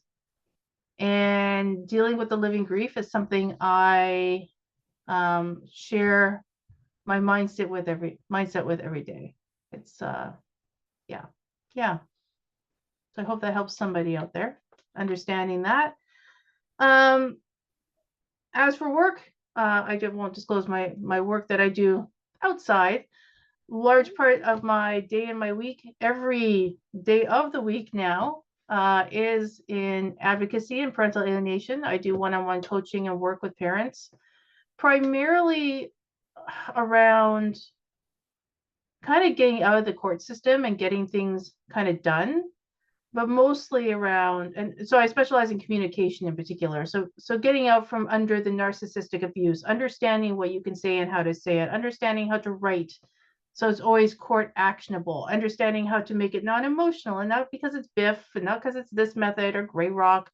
Again, I don't apply. I'm like a tapestry. I've got all the things going on, and I tailor everything to each parent that I work with. But what that does, when we can have something tangible to work on, like communication, then the parents suddenly start to grow themselves. They get released from the constant barrage and the trauma and the foot that they're under being stomped on all the time. They find their unique voice.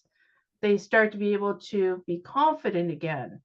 They start to be able to model behavior that they want their, alienated child or children to see. It's a beautiful, beautiful thing. That's why my company is called the Uncaged Parent, because it's literally breaking free from the gilded cage that your narcissist has built around you, that you don't have to be in to do well in your case and in your life. There's a real perception that we've got to tap dance to the narcissist tune, and that's not the case.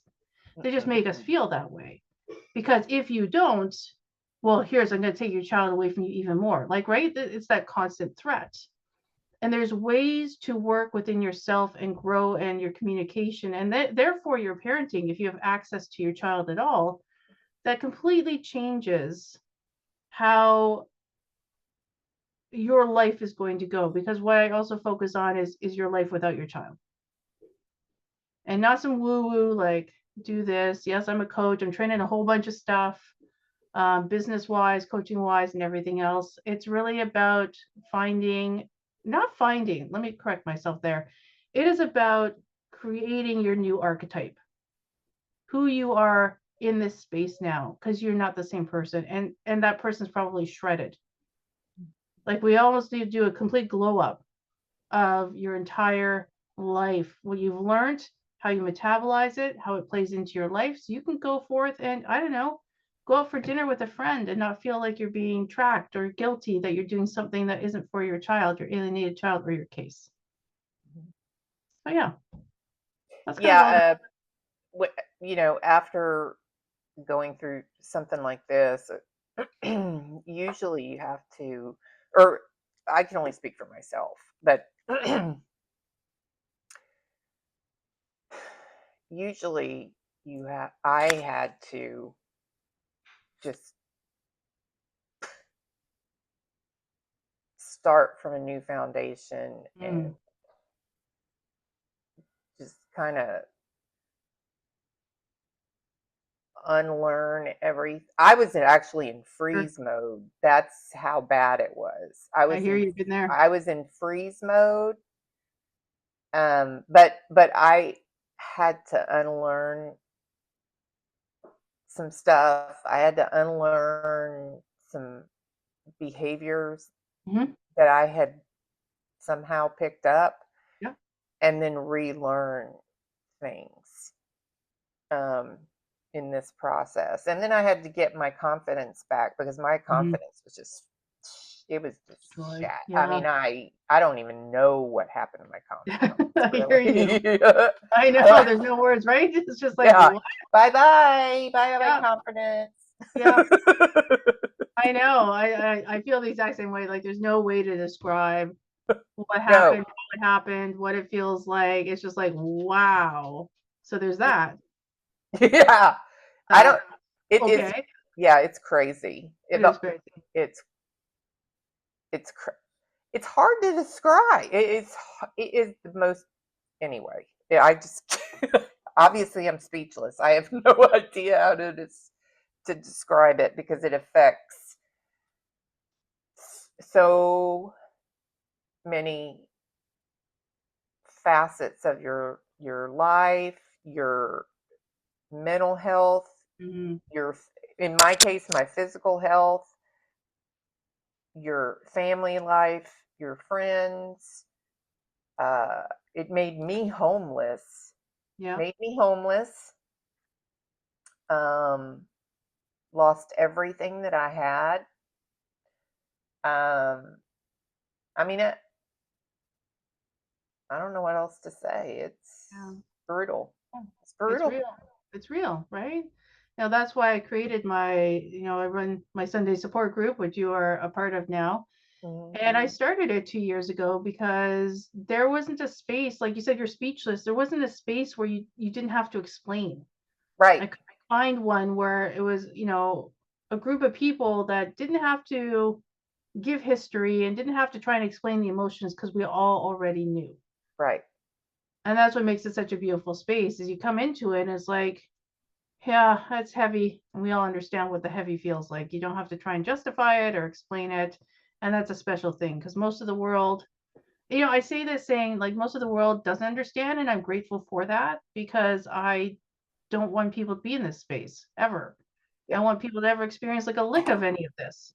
Yeah. Right. And at the same time, the world needs to catch up. The family court system certainly does. The legal system does. Needs to catch up with how devastating parental alienation is. That it is child psychological abuse. That it is psychological abuse and domestic violence against a parent, a targeted parent. That's where I hope that we can get it to someday in my lifetime. That's my hope.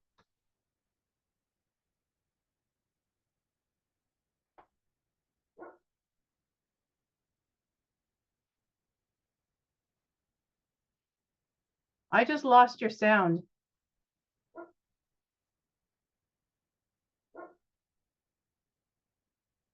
Can you hear me now? Yes. Okay. So it's, sorry about that, folks. Not sure what happened, but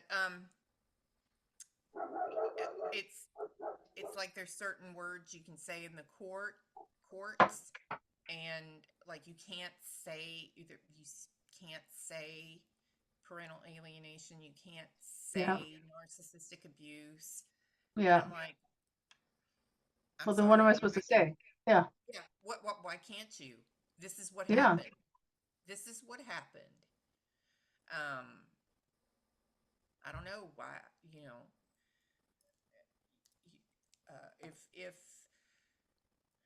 if you make me put my hand on the Bible and you want me to tell the truth, and this is the truth. Yeah. I know. So You often get punished for that. I know. yeah. So uh, I'm just listen. I am so grateful that you came on here because this is a very personal, subject with me, and obviously I could talk about it all day long, Yeah, me too. but I know. all I night know. I'm with you. long. I'm with you. But and it's personal because sometimes I get really tired of explaining it to people. Mhm. Not that I don't want people to understand it, but it's um, people. Some people some people want to understand it, so I don't mind Mm. explaining it to them. But then other people just want to attack you, and when you try to explain it to them, they don't seem to hear what you're explaining, and they just want to judge and attack you. And it's like, no, no, Yeah. no, wait, I'm not done yet. Right. So, um, so hopefully this may have given some people a little bit better perspective, and know that it's not, sometimes it doesn't just affect, it's not one, it's also not one parent against another. It's actually Mhm. one parent against the other parent and their family. Yeah. Oh yeah, for sure. Um, and and it's the alienator trying to completely erase a parent from that child's life. And the the fact of the matter is, as hard as they try to do that, you can't erase DNA. I'm sorry. Correct. You can't do it. Can't. Yeah. So, good luck. Well, they certainly keep trying. They will try. They will Yeah. try, but I don't know. Good luck. Yeah. But okay, Natalie. So, what advice would you give a parent out there who may be just now facing something like this? What would you say to them? I would say, first of all, you'll hear me say it ad nauseum, is to document everything. And I know that sounds super boring, and yet everything. Find a program. There's great programs or apps online for your text messages, not just screenshots. Like, you got to start thinking strategically way sooner than you want to, even though it is emotional. Because if you're just catching up, meaning, and that's not your fault, it's just this is you're just blooming into reality, and you're like, I don't even know what this is, but oh my god, oh my god, oh my god, right? You're in that panic stage. That's when you need to start to already be like, okay, no, I've got to figure out where this started, document it, and figure out how I'm going to stop this. Now, when I say that, that can be any number of things, whether it's approaching the other parent, calling it out, court system, lawyers, settlement, mediation, case conferences. Like, it looks like a lot of different things to a lot of different people. So exploring all of your options to understand what can be done is advised. But first and foremost, educate yourself. Educate yourself and find support. If you are in the space where you realize you think this is what it is, it's edging towards this, find support. Join groups, find support groups. There's other ones, not just mine. Mine's a very more of a niche space. There are other more well-known, like PAA, Parental Alienation Anonymous. If you research them, they have support groups every day. And some of them are for like newer people and different things. So going to something like that and hearing other people's stories is super valuable, because you realize, one, you're not alone, and two, you're probably going to learn something. And you're also going to see a little bit of the crystal ball, where you're going to see a bit of the future, right? You'll hear what somebody's done or not done, and then you see where they are, and you're like, oh, wow, that didn't work, that did work, right? So seek support first. Educate yourself. Educate your family if they're open to it and available to it, and document everything and figure out where you want this to go and where you want it to end. Yeah, Yeah. good advice. Good advice. Okay, well, I have, at the end of all my podcasts, I have 10 questions that I ask my guests. So, are you ready? I'm ready. Okay. Let's do it. Yeah, Okay. let's do it. Let's do it. They're fun questions, but to kind of end on a little high note. High note. So, Okay. All right. um, all right. So the first question is, what skill would you like to ultimately master, and why? What skill? Yeah. Ooh, there's a couple there. Um, really is to hone my culinary techniques, like Ooh, be like master chef level. nice. If I could do that, I'd love to cook. It's a great outlet for me. Yeah, that would be like my ultimate like holy grail. Nice. Yeah. I listen, I'm domestically disabled and I used to think I was an iron chef and listen, I'm not. I'm I love that. far from being an iron chef. I love that. I'm far from being an iron chef for sure. Okay, next question. What has been the highlight of your life thus far and why? I feel like I've had so many. Uh, I would actually say that the here and now, I'd say my support group. If I'm gonna like look at things, be honest with you, I could say, I could be typical. I could say the birth of my children. I've accomplished many things. I've had many great jobs and skills and schooling, and when I look at cumulatively what I've done with my life right now, I'm really the most proud of that and what is bringing to the alienation world. It's a joy. Yeah. It's always good when the hardships that you've been through seem to help other people Yeah, and you can kind of help the hard things that you have been through and you make it through or helping somebody else get through theirs. So absolutely agree. that always helps. At least it makes it kind of worthwhile when you do Gives you that. some purpose to it. Exactly. Yeah. Okay, what risk have you not taken that you would still like to take, and why haven't you? Skydiving. Oh God. I've thought about it, but I, I'm. you know, I want to do it so badly, and then I'll say like the trajectory of my life so far has been, don't take risks you don't need to. So I haven't jumped out of the plane yet, but I hope to at some point. Right? I feel You're like like, I'm jumping out well, of a plane all the time, so I yeah. don't know that I'm I like, need to, but I'd like to, but then I think, well, with the shit that's happened, I don't know. yeah, I I just don't.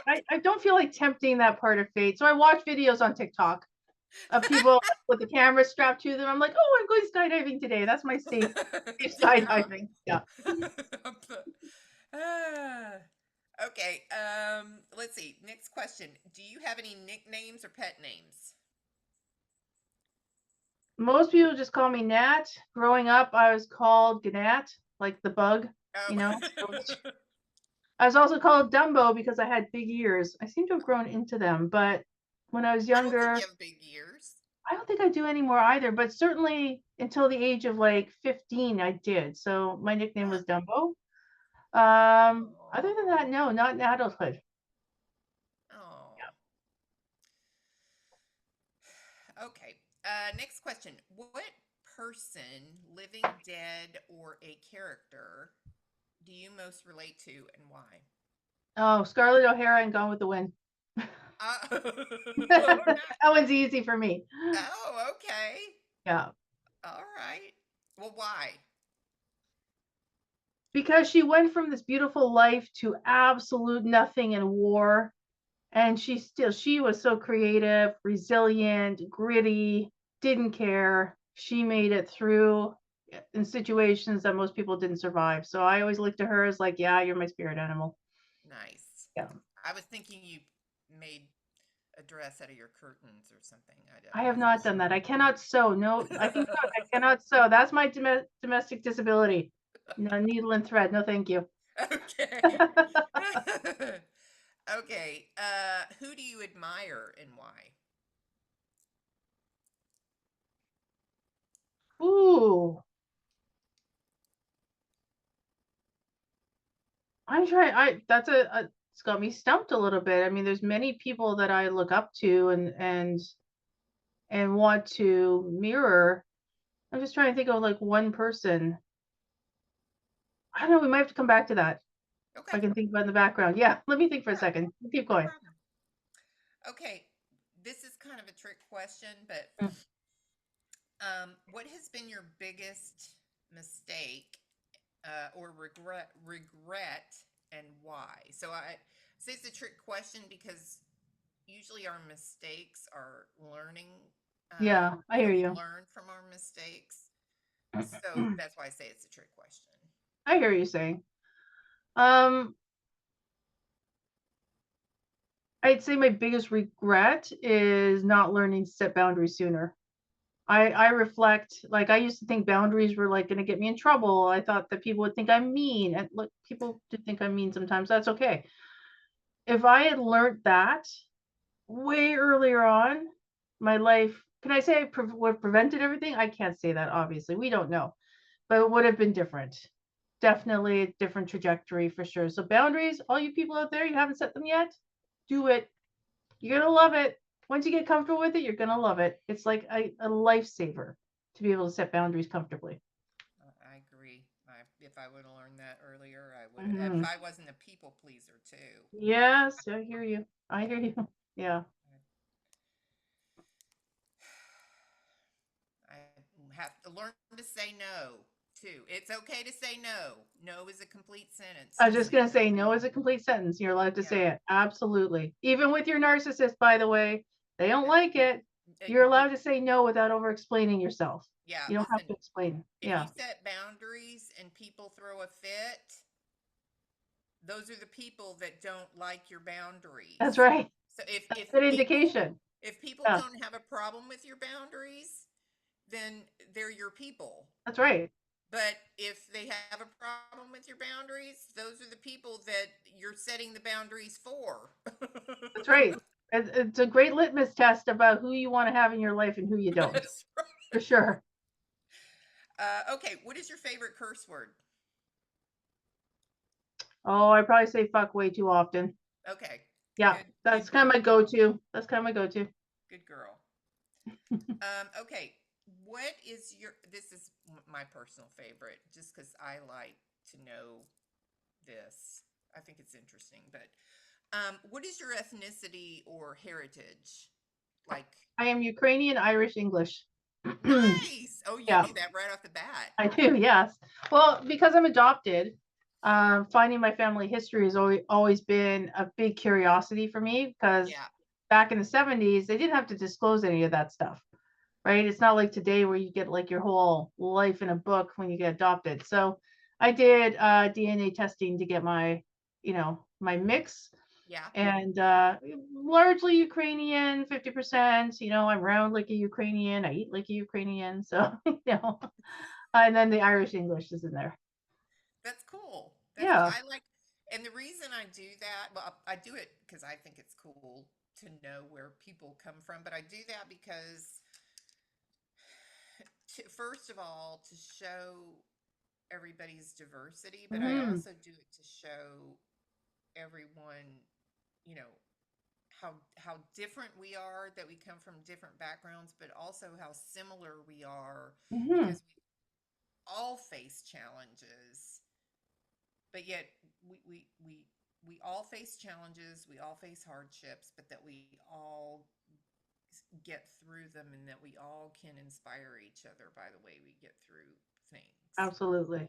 Yeah, I So love that. that's kind of why I asked that question. So not for any other reason other than that. Okay. So last question. What would you hope your higher power, God, universe, creator, what would you hope he, she would say to you when you die or you pass or you transition? That I continued to grow and I continued to persevere and overcome no matter what. That I didn't get stuck. And if I did get stuck, then I eventually got unstuck, right? Because we can all get stuck sometimes. That's part of life. But that I never stopped learning, you Okay. know? Like for me, that's the ultimate, yeah, be the ultimate compliment. Very Yeah. good. Very good.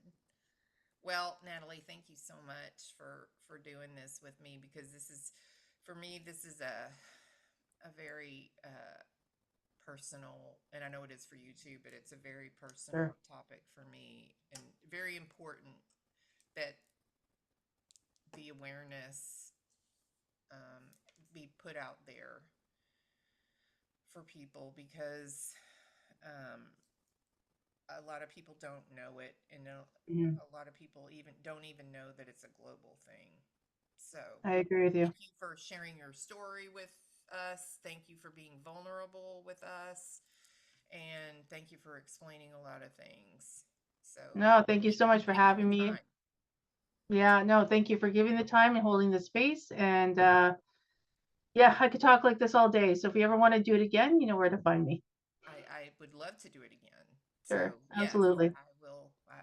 we'll plan on it soon. So thank Okay, you. sounds good. You're welcome. All right. Well, thank you, everybody. And I look forward to, and thank you for sticking with us. And I will put some information down in the episode description for you about Natalie, and please stay with us for the next episode. So thanks again for joining us, and we will see you next time. Bye.